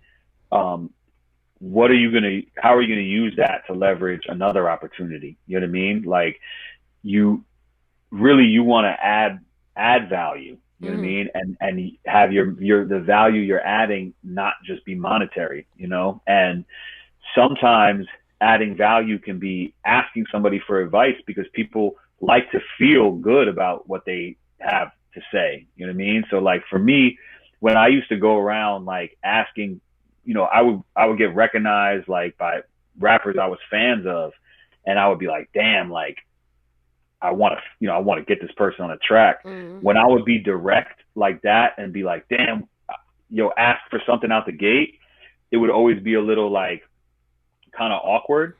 But when I started asking them for advice, I'd be like, yo, can I play you some music and get your feedback? They would start offering. They'd be like, we could jump on a song too. Right. Because everybody's asking for something, you know what I mean? But when I say, yo, can you give me your feedback? I'm treating you with the respect and giving you an opportunity to, it's an ego stroke, but it's a genuine one where it's like, now you feel like, yo, I have something to offer and I'm the OG. Right. And that feels good to take you under the wing, and you're being humble, which makes me want to be generous to you. Yes. You know what I'm saying? You're not asking me for something, assuming and you're not minimizing my worth to being, oh, this is the value you see in me. Because I think that's the thing is that, like everybody sees their own value a certain way, and the outside world sees their value a different way. And so sometimes like what you're describing about your relationship with producers, like they're kind of misinterpreting you. They're not seeing you for who you are, right? It's like you want a partner or a parent that sees you for who you are and is like, oh, you're into this, I fuck with that. Not like, nah, do this other career. You're like, yo, you don't really know me. You know what I mean? So when you link with a producer that's like, oh, I think you should do this, this, and that, you're always kind of like, you're a cornball. Like, I don't like, right. So you might step to a person and have an idea about what value you could get from them, but you're always going to be kind of like minimizing them to just that. Like, yo, could you post my shit? It's like, oh, I'm just a vehicle of marketing for you. Oh, I'm just a grimy battle rapper with gum bars to you. When you gave me this beat, you kind of I see now how you define me instead of you listening to what I'm telling you. So right. I think a lot of times there are things that relationships have to offer that you won't even know if you ask somebody for something specific before you really get a chance to tap into that dynamic. And there's a lot more, you know what I mean? And I think having some patience around that, because people like want to have an interaction and then right away make the most out of it. It's like, like you said, it's got to be a two-way street and has to be genuine. You know what I mean? And also, like you said, there are situations where you might want to pay for something, but just make sure that you understand the outcome that you're looking to get from the money that you're putting into it. You know what I mean? Factual. Dropping a lot of gems here. You know, I always get gems. You know, in the chat. I see them saying you dropping gems. But yeah, man, that's what the men do. That's what I feel like. You got to bring the best you can to this world while you here, and I think you do that a lot, and I think it's a big deal because we're a lot more than just battle rappers. So I think it's important for people to see other things through battle rap. You know what I mean? Battle rap could always be the common denominator, but there's always going to be other things amongst that. And, I always want to tap into that for sure. So yeah, I have totally. questions that people have asked in the chat, and during the show, my girl writes them down for me because she's such a great person. So I'm gonna try to get through it really quickly. The questions, right? All right. So, what's your favorite battle? They keep it right to the point. They like, yo, what's your favorite battle? Like that I did, or that I watched, or I would just take it for what's your favorite battle ever? Like that you watched, I guess. They didn't specify. Yeah, I mean my favorite one is me and Nitty. You know what I mean? That I've been a part of. It's definitely me and Nitty. And what's the one the watch? So of yourself would be you and Nitty, and then of someone else that you like would be a fan of. Damn, I can't. It's tough for me to like. There's so many at this point. You know what I mean? Too many. Rock and Mook was really good recently. Rock and Mook, nice. Yeah, that was really good. I like a lot of the like small room ones, like Nitty and Steams was crazy for me for a while. Like I really fucked with that. Nitty and a lot of Nitty, you know what I mean? Nitty and Av. Nitty. I mean, Hollow and Clips, not as the overall battle as much as like the way Hollow approached breaking him down was crazy. Ilmac and Pat Stay was a really good one. Yeah, there's a lot, man. There's too many for me. I have to like really tap back in to get to the bottom of that one. All right. So somebody said, how important is having an LLC? Yeah, so you and I were talking about that the other day. So it doesn't have to be an LLC. I'm familiar with the LLC more than I am with a DBA, which is a doing business as. A DBA offers you it's cheaper and easier to create as an entity to do business, but I think it offers you less protection as an individual, whereas an LLC is a limited liability company. So it's basically like supposed to function as an entity that's like separate from yourself. So if the company goes bankrupt, it's not supposed to impact your personal assets. At the same time, if you have a line of credit that you signed on as a lot of times, if you have a business that doesn't have a lot of history of doing business, you might apply for a credit card with that business and be a personal guarantor on your own company's business card. So there still are ways in which you're liable as an individual when you have an LLC. But I personally think it's really important and valuable to have some type of entity, because once you have an LLC or a DBA, then which are the corporate entities, then you can go get your EIN, which is a employer identification number, and that's like a social security number for your business. It's basically like your tax ID for your business, and then you can use that to open up a bank account. You can use that to open up, credit cards, whatever it is, and those things have value because you can then run all of your expenses through the corporate entity. Like what we were talking about the other day, it's like, just to keep the numbers simple, like let's say you get $10,000, from URL, right? And let's say, taxes are like 35%. So you're left with, they take 3,500, you're left with 6,500 that you can spend. Out of that, you can get a camera, you can spend $6,500 on a podcast setup, let's say, right? Off 10 grand that you made. if that 10 grand gets paid to your company, then you can spend that same 6,500, and those are expenses, and most of them are going to be tax write-offs, meaning that it's like money in, money out the door. They don't count that as profit, so they don't tax it.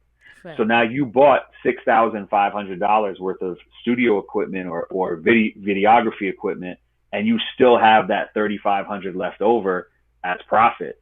Now they're going to take taxes out of that. They'll take 35% off of that, but you still have a couple $1,000s left over, because instead of you taking that money as an individual and letting the government tax it first and then spending it, you're taking it as a corporation, spending money as operating expenses, and then taking the leftover profits and getting taxed, or maybe taking no profits. Maybe you put your cell phone bill and your internet on the company account, or maybe you put your car, re-register your car as something that's owned, that's a company vehicle, and now your car insurance is something that is tax free, and your gas money, you know what I'm saying? And then there's even things like meals.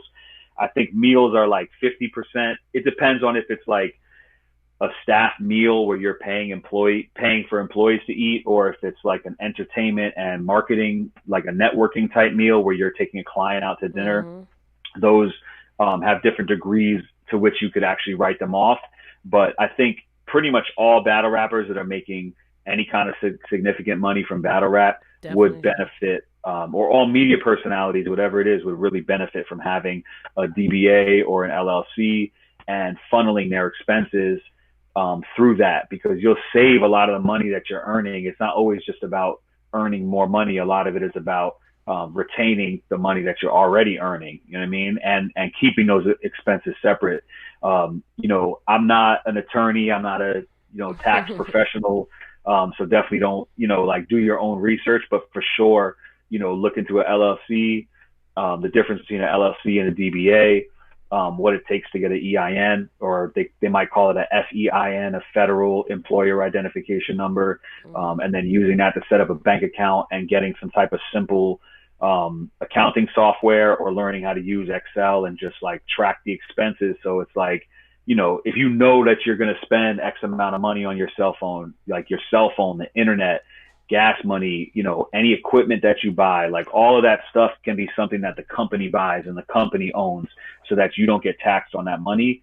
And at the end of the year, you're going to just retain more of your earnings. You know what I mean? Hell yeah. Actually, me and you had a big conversation, but I'm like, actually all these LLC questions and shit. Yeah. And after that, I realized that what I needed to do was multiple DBAs under maybe like a holding company, right? If I want to do all this other shit, but there's so many ways to do it, right? Yeah. I was trying to figure out the difference between LLC and DBA, and I think the biggest difference is that liability, like you said, like having, if to protect yourself from your company, because if you could always move a DBA to a LLC though, you know what I'm saying? Right. But if you're running a DBA, you would probably be running it either from an LLC or sole proprietorship, as yourself, where you wouldn't have that liability protection and stuff like that. Right. But probably most people where they're at, like just getting started, a DBA is probably sufficient, because like you're not, it's like you have no liability. Like if I'm in my house, I'm just sitting here blogging. Yeah, you're not hurting nobody. I ain't really hurting nobody. You're not getting sued for damages. You're not getting sued for, defamation of character, or like, a lot of people, I know people who are in real estate that will, create an LLC for each property that they own, because then it's like there's a holding company that owns this property, and it might, it might be, 123 Main Street LLC, because they own 123 Main Street, and then, they funnel everything through that same bank account for that company. And then if somebody slips and falls like outside of that property, they can sue the company.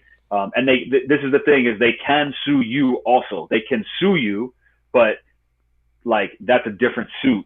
You know what I mean? Like they can sue the company and they can name you additionally. But if they just sue the company that owns the building, then whatever they could collect ends at the assets, is limited by the assets of that company. They can't then come, like if they win the suit against the company, they can't then come out after your personal assets because you're protected by that. But so yeah, like most people, probably a DBA is fine. I just, you know, I don't know why I always have done an LLC. It just seemed more official to me, or like, you know, yeah, my facts. other business is Because we like, you don't know, hear DBA a lot, right? right, You would hear LLC because you see the logo. You know, you're like, right, all right, we know LLC is some shit, right? I feel important right, when I got an LLC. right, exactly, But if you not like researching it, you really wouldn't know what a DBA is, to be right, honest, because it's not as promoted or as visual or as always right. talked about than Because an LLC. LLC, you're required to include that when you list the name. It has to say LLC, or like Mm-hmm. with my thing, Good Grief Limited. Limited is actually part of the technical name. Like you can have it be, you know, you see companies that say LTD, which is just abbreviation for limited, Mm-hmm.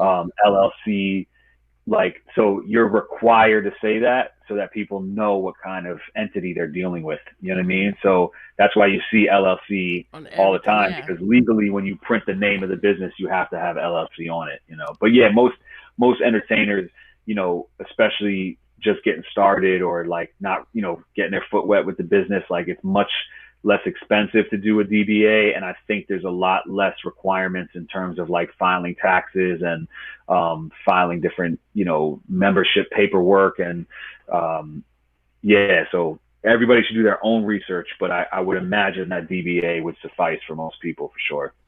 Facts, facts, facts. And I have to ask you the question I ask everybody who comes on the show before I run out of time. So Okay. it's the 4-4 challenge, right? So it's Yeah. basically who do you like for what purpose, right? Mm-hmm. So the first one is what, and I usually keep it battle rap, surrounded by battle rap, right? Mm-hmm. So what battle rapper you like for laughs, meaning they're hilarious, you love them, they're the funniest fucking battle rapper ever. Um, Two would be what battle rapper you like for bars, meaning they have the most inspiring bars to you. You don't know how they come Mm-hmm. up with this shit. Um, and three would be what battle rapper you like for now, meaning they're probably not gonna stick around. People like them. They're probably like just trendy or something. And then what Mm-hmm. battle rapper you like forever? They will always be in your top five from now to the end of time. So The for first laughs, one is for laughs, yeah. I have to say Bill Collector. Bill Um, collect, Bill yeah, collect, man. yeah. It's funny. I think that what's his name, Carter Deems, gets like an honorable mention, and so does Ines is mad funny sometimes too. You know what I Yep, mean? yep, yep, Um, yep. for bars, Bars. like O Red to me is like one of the underrated like pens in the game. Like Mm. he's super fire. Um, I gotta also say the kid Soul, who's from Ireland or Scotland. It's terrible that I don't know that, but he's from the, you know, from Somewhere over over there. there. Yeah.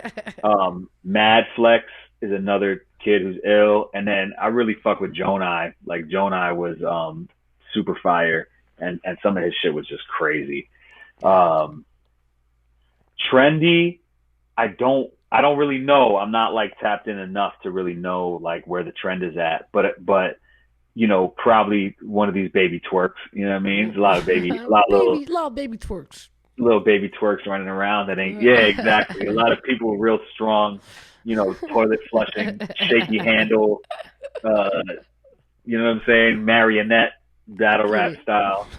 Um, and then who's in it? Who's in it forever? Shit, man. That's a tough one. I can't name anybody that I haven't battled. You know what I mean? Right. Imagine be like, I was in your top five. Yeah, exactly. I mean, I think for me personally, I would say like Nitty, because of what that moment, you know, means to me personally, and then you know, Disaster. We also had a great moment the previous year. Like I had Battle of the Year on King of the Dot one year, and then Battle of the Year on URL the next year, which is like a dope for me personally to take time off and have so many years in the game and to have such an impact on the two kind of like opposite but premier leagues was like mad important to me. Right. You know what I'm saying? So, Yeah, that's dope. Hell so yeah, I it's would like put a them double just because. entendre. What's that? That's a double entendre. Right, right. Fucking dope as shit. Okay, cool. And that was Iron Solomon's 4-4 challenge question. Yeah. All right, cool. And on that note too, go to YouTube and watch my 44 fours video because I did a record that was like a play off the Jay-Z 22 twos, and I actually was spitting it on a radio before he did it, and it's his song, you know what I'm saying? But he did the 44 fours. Yeah. But it was after I had already been running with it and spitting it over mics and all that. So peep the 44 fours video that I got on YouTube too while we talking about that. Crazy. That's crazy. Yo, actually everybody's that's a gem right there. Like, so I ain't had the 4-4 before Jay. What? Yeah. That's dope. Hell yeah. That's dope. Everybody keeps asking in the chat, will you battle K-Shine? They want to see you battle K-Shine. They're like, yo, would you do that? Something that you would look into, or would you not? Yeah, you know, Shine, he been saying my name on a list of people that he wants to battle before he like bows out. And like I take that as a big compliment because I just don't, you know, I'm not somebody who like, you know, thinks who I am. Like, you know what I'm saying? Like I always, whenever I step into a place, it's like, man, do these younger kids fuck with me? I'm not calling Shine a younger kid, but like I go to these little hole in the wall battles sometimes, and like I'm not sure if they give a fuck about my generation or my era, or like, you know, Shine is in kind of a different lane than me in a lot of ways. And so like I don't always, and he's so on top of the game right now. Like I just take that as a compliment because I don't take it for granted with my position at all. And so anytime that somebody who's like at the top is like, yo, creatively, like this person would be a challenge, I take that as a huge compliment. And I know that's not the like WWF thing that people want to hear. They want me to be like shining shit. Fuck that, you, you know? Yeah, you know what I mean? But I'll be honest, man, Shine is like scary right now because he's just so in his bag. Like he's just so in his bag. And I've been out for a little while, and I actually really fuck with him. Like I like NWX as like people, you know what I mean? Like I really vibe with them. Like so I'd have to get into the right mind state to want to try to pick him apart. And I don't know how much there is to pick apart. So I want to do it like because I know how big that look is and how dope of like a weird kind of interesting matchup that is. And if he's motivated for it, like that could be the illest shit. It could be ill. Right. So I would want to make it happen. You know, I feel like completing the unfinished business with surf, which would be a walk in the park because I'm a dog walk surf. I could warm up. I could warm up on surf and then have a challenge in K-Shine. You know what I'm saying? That's more what I would want to do. But you know, talk that spice, talk that dog walk shit. Yeah, you know, I mean, he's up for a reason, right? He's up for a reason, but and that's, you know, all due respect, obviously, but yeah, maybe I think it should happen because, you know, Shine is in his final form, and when somebody at that level of the game is saying my name in a respectful way that he's saying it, it makes me feel like I should probably step up to that plate. You know what I mean? Yes. So yeah, we'll see where that conversation goes. Got you. That actually leads into my next question. You said you mentioned NWX. How do you feel about battle rappers creating unions? You know, I think it would be difficult to do, but I think it's dope. You know, I think you know, anybody who's serious about it, I would be down to be involved and help like ideate and steer things because you know, I think a lot of the times it becomes this kind of like ambiguous, like pie in the sky, like idea, and people don't understand like how much work goes into that, and how much sacrifice it's going to take on the part of a lot of people, right? Because it means that a lot of people have to buy in so that the leagues don't have a choice but to use union battle rappers. You're gonna have to pay union dues because there has to be a budget. We have to understand what's the benefit of a union. I think what the benefits could be is some collective bargaining, you know what I mean? Some negotiating power that's bigger than the individual, some more transparency around finances so that battle rappers can understand, how they're being compensated and what's that based on beyond just like who's topping, you know what I mean? Like, I've heard Disaster talk a lot about him really knowing his numbers, knowing his YouTube demographic and like where the views are coming from and really having an understanding of his value. You're talking about understanding streaming dollars and being able to break that down. Right. I think more transparency around that stuff would be, valuable for a union.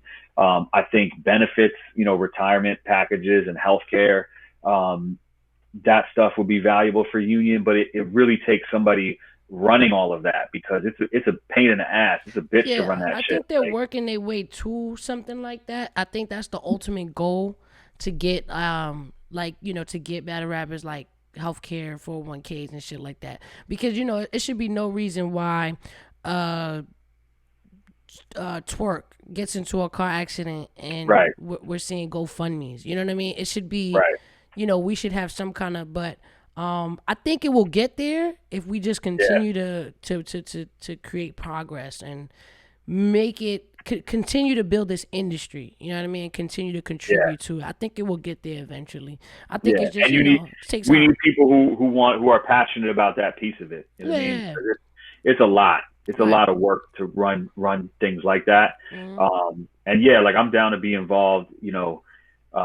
Anybody out there who's listening or, whatever it is, like I definitely, however I can help contribute to those ideas and the structure of it,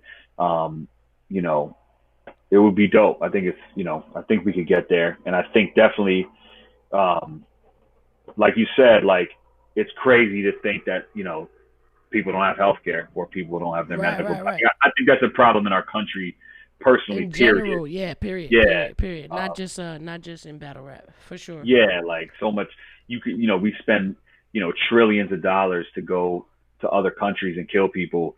But we can't, take care of take care of our own, you know what I'm saying? It's crazy. So yeah, I think that would be dope. That would be really dope.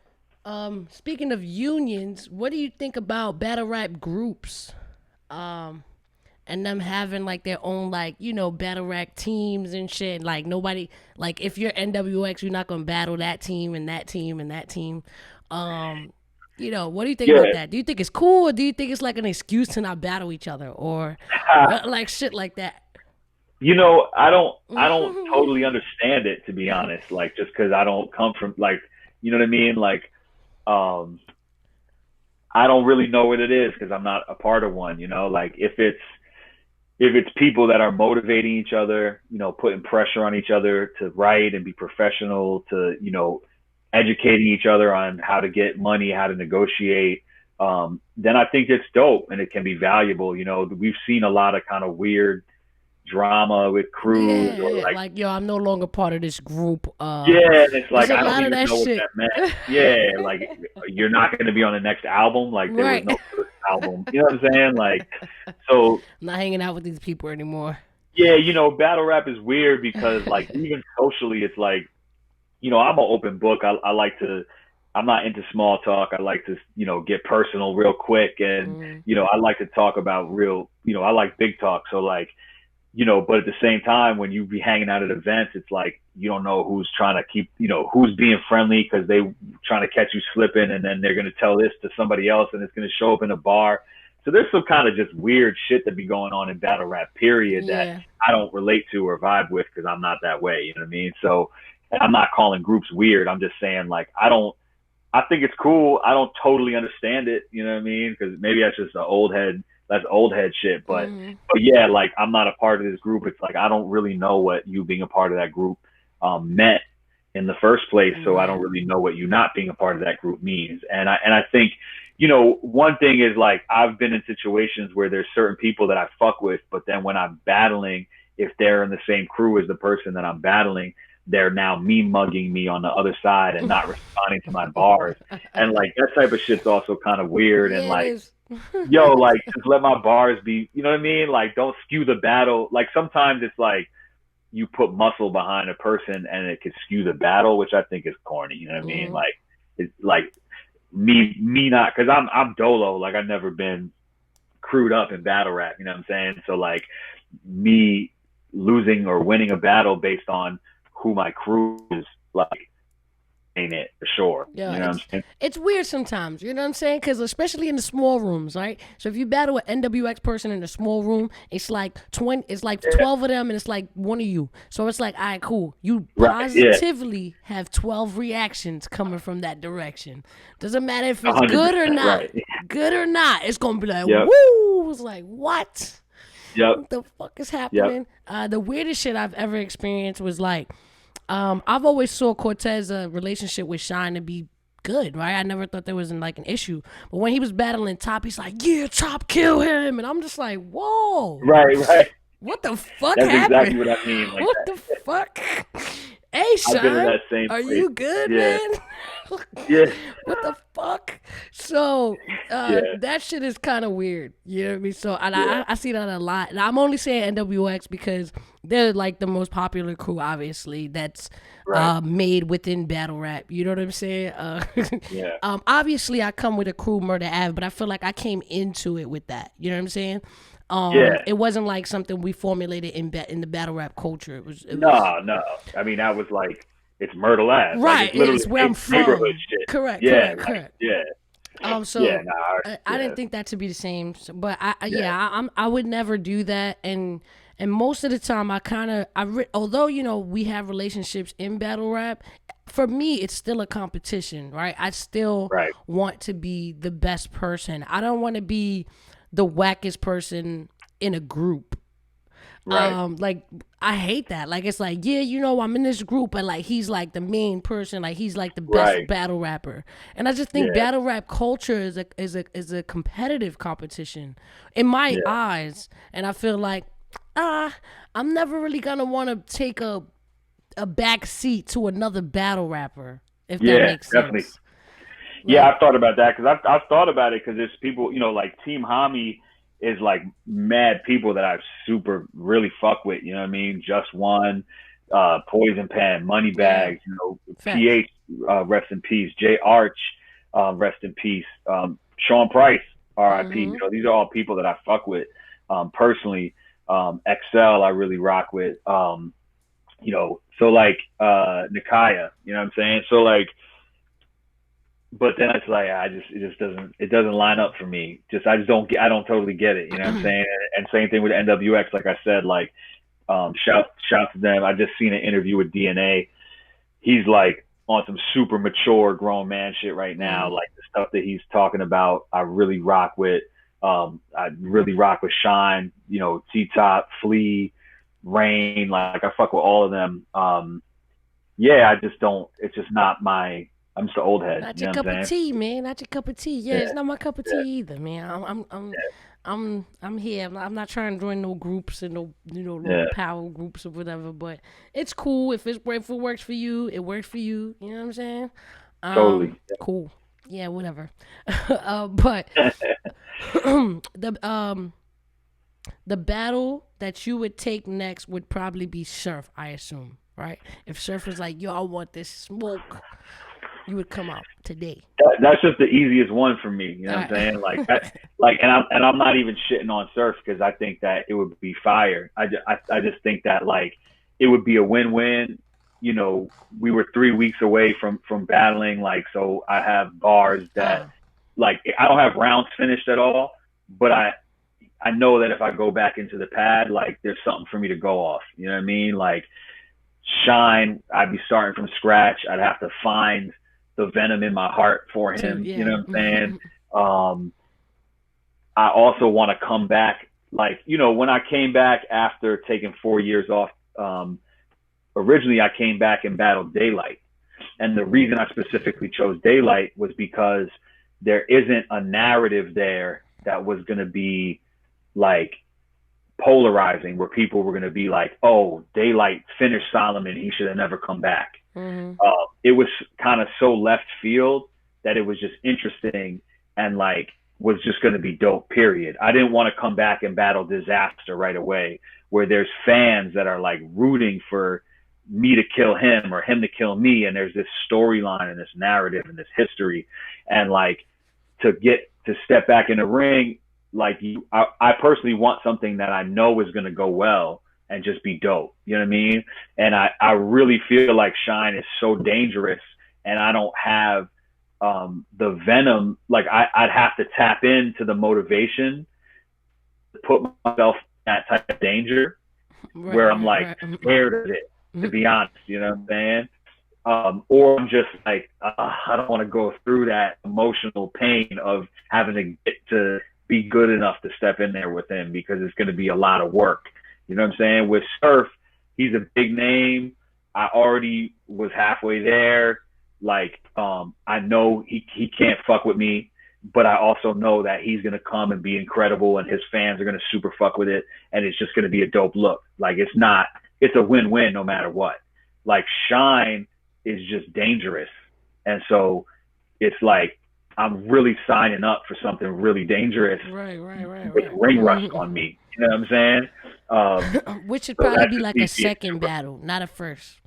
It should be like you need like one before. And I can't come in on a rookie or somebody who's, you know, a battle that's not as big as a Shine or a Surf, because like I don't feel great about what I did after Nitty. So I need to come back in on something that's like strong.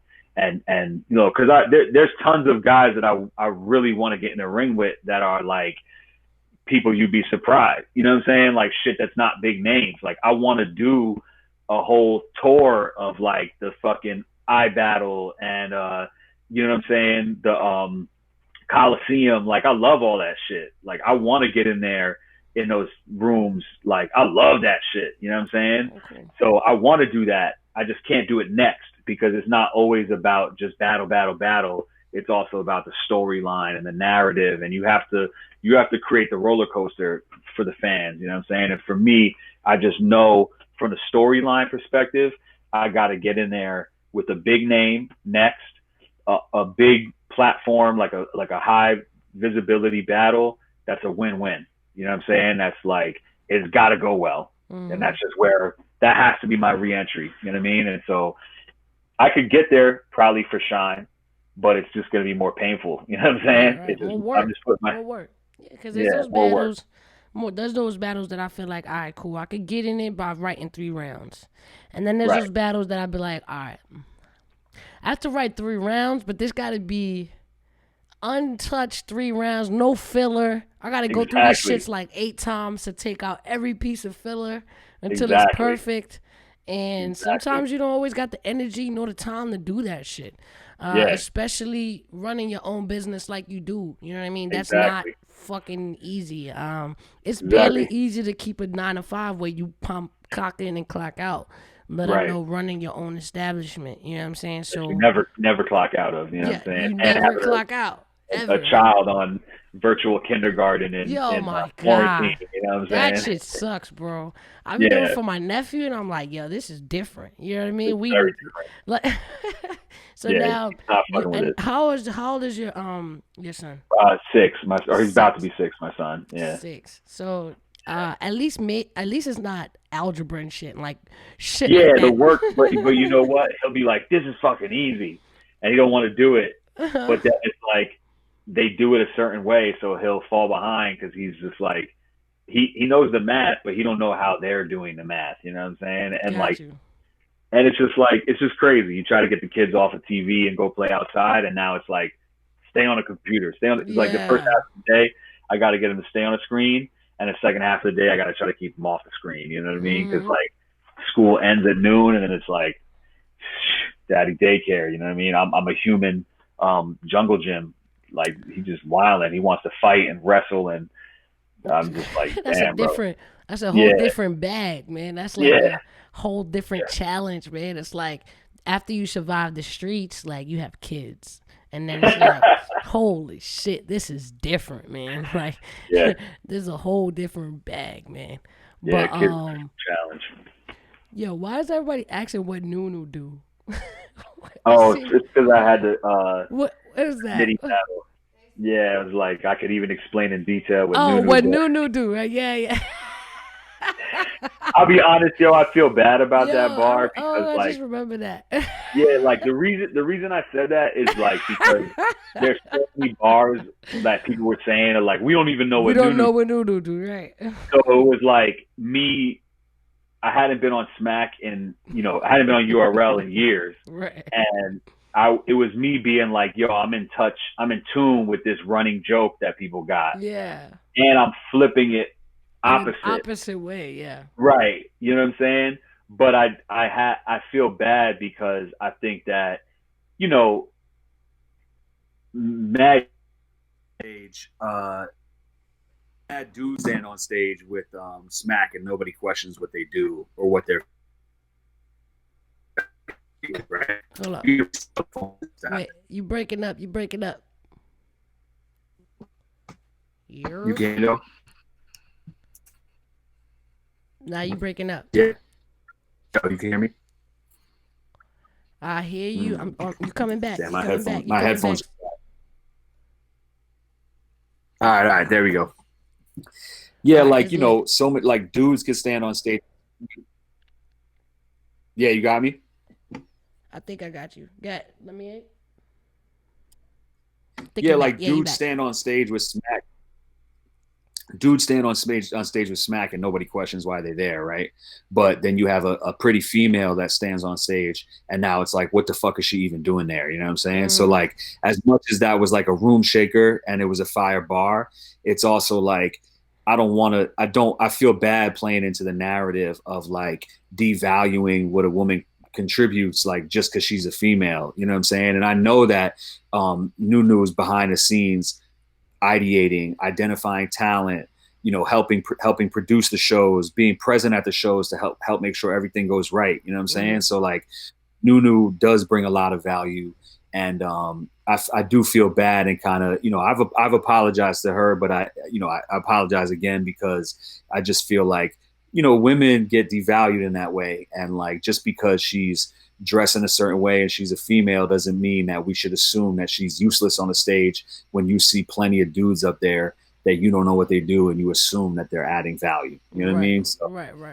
I know that Nunu has come up with plenty of ideas behind the scenes. She's identified talent behind the scenes, and she's played a role in organizing and creating, playing a logistical role in running the shows when they happen. So that's what Nunu does. And but I'm pretty sure she understands it was a battle bar and a good one, because people in the chat are like, yeah, that's like one of the greatest bars they ever heard ever and shit. So I mean, it did what it was supposed to do. You know what I'm saying? So I mean, I think personally that I try not to take nothing personal in battle rap. Because if you do, you just be heartbroken all fucking day. All the time. Like, you know what I'm saying? Like, this shit ain't, it's just fucking battle rap. But for me, it is what it is, man. I probably wouldn't have apologized. I'd have been just like, sis, you know what's up? You know what they say about you. Don't act like you don't know what they say, sis. You know what I'm saying? But it's cool that you acknowledge that, and you actually was like, all right, I see the issue in this, and let me just say my bad, real quick. Yeah, nah, totally, because I get it. You know what I mean? Women get undervalued in a lot of ways. You know what I'm saying? Facts. But man, yo, I super fucking appreciate you for coming here, talking to me, doing what we do. Getting me the update on how everything is going, and dropping some mighty big jewels in here too. So if y'all didn't catch those jewels, make sure y'all run it back, because this guy here, he can give you jewels all day long. I'm definitely gonna continue to reach out to you for the jewels. You know what I'm saying? There's stuff you gotta really hit me to that when I'm ready, I'm gonna reach out to you, because, like I said, like it's not bullshit. Like I'm really proud of you. I'm inspired by how far you've come, just as an individual. Like seeing the way you carry yourself and the confidence, and like I feel like every time I hear you talk, it's like it's just polished. You know who you are, you know what you want to say, and then just how much you've been branching out and getting into, doing a graphic design piece of it and understanding the lighting and the microphone and the cameras. Like that stuff is amazing and definitely is inspirational. So I appreciate you. Thank you. Man, it's dope to see where you at, Fit. I'm like so excited for that. And you can always hit me up. You know what I mean? I love these conversations, and I definitely gonna need to get some info from you too when I'm ready. Yes, let's get it. I'm always willing to give it out. Yeah. So love. Thank you so much. I appreciate, everything, because I do work hard for those reasons, for people to understand. Look, it's not easy, but we do it every day. We're going to keep learning, keep pushing the culture forward. In these, hard times, even through Corona, pivoting the business, doing different things, exploring. It's just, it's exciting for me to do this part because it helps me appreciate the culture on a different level that I couldn't see before. You know what I mean? And like I said, I'm always so caught up in the challenging aspect of it that it's really nice to sit and appreciate someone else's accolades. You know what I'm saying? And just look at like, damn, because even when I do sometimes research for interviews where I'm like, oh, you know what I mean? Maybe this guy is a rookie and I haven't seen any battles or anything. I got to look this up. It kind of forces you to be like, holy shit, you're really good. You know what I mean? You're really dope. And this is a good interview. And I like this. You know what I mean? Yeah. So I love doing this. Any others who are doing this, big up to you, because I know how much work goes into it. I would love to see some kind of media coming from you too, Solomon. That'd be great. You know what I mean? Yeah, I'm thinking about jumping. I mean, I've been thinking about it for a while. I just got to jump off the porch. You know what I'm saying? Let's get it, man. But thanks for coming on. I truly appreciate you, Ms.Fit, Monad Gang. You're all the way. All right, man. Later. Easy. Solomon in the building, dropping jewels for us.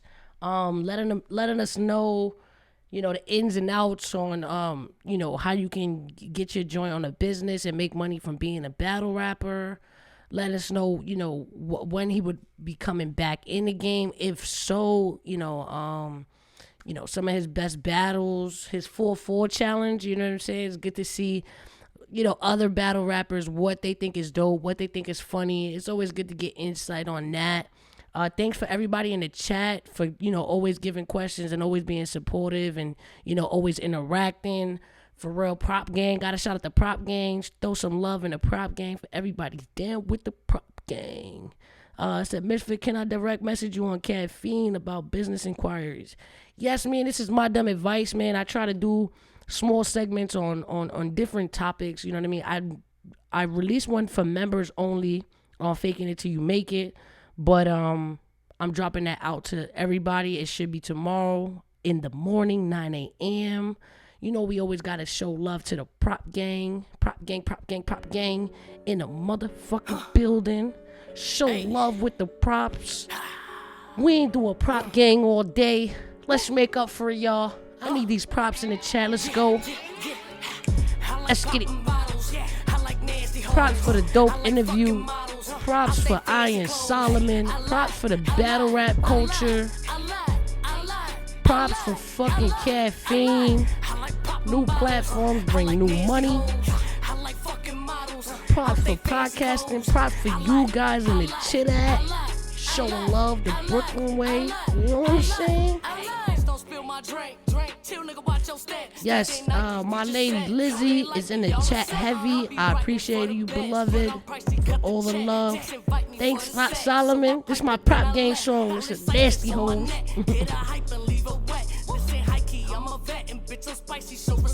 Well, we gotta fill the chat with props, man. We gotta make up for the day. Let's get it. So the props in the building. Time I take what's mine, that's robbery. Yeah, I don't want no drama, please. She's so cold, I gotta bleed. See it, then I like it, then I buy it. That's the finer things. I like popping bottles, yeah. I like nasty Prop Gang, yeah, damn, let's get it. Ray Pool, what up? Buck City, what's poppin'? Buck City, Christina, what's up, mama? Supreme Hands, what's good? Ray Pool with the prop, hitting the target every time. Let's get it.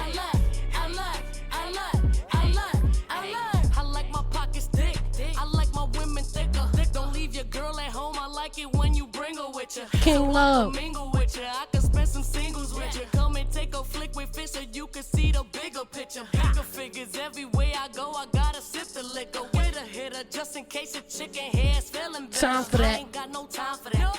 Yo, make sure y'all follow Iron Solomon on all social media outlets. Follow Iron Solomon on Instagram at Iron Solomon. You made it, bitch, and now you on the Mac. Trolling, here's my autograph. Spend cause I'm affording that. I will put one in you, nigga. I ain't even pausing that. I like popping bottles. Yeah. I like nasty hoes. I like fucking models. Fancy clothes. Out they fancy clothes. I lied. I lied. I lied. I lied. I lied. I lied. I lied. I lied. I like popping bottles. Murder Ed, BK all day, always Brooklyn, baby. Out they fancy clothes.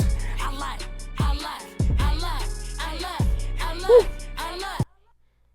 Yes. Follow me on all social media outlets. That's Ms.Fit1 on Twitter, Ms.Fit on Instagram. Of course, follow me on Caffeine. I am live every Sunday, 8 Eastern time. I gotta always make sure I say Eastern time. 8 p.m. Eastern time on Sunday and Tuesday. Fuck with me.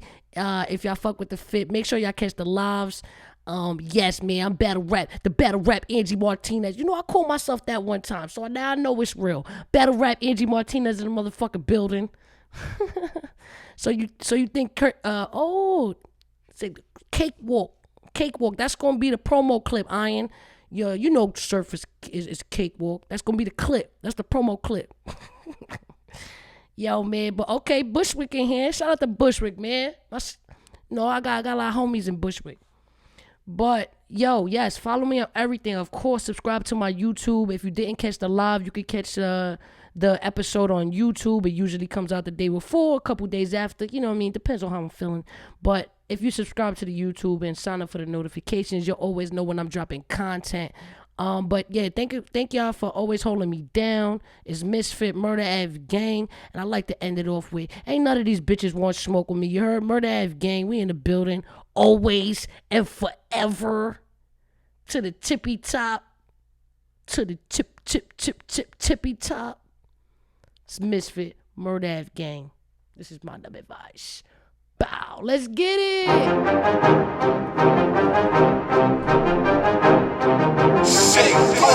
Hey yo, what's good? Ms.Fit, Murder Ave Gang. This is my dumb advice. Bow.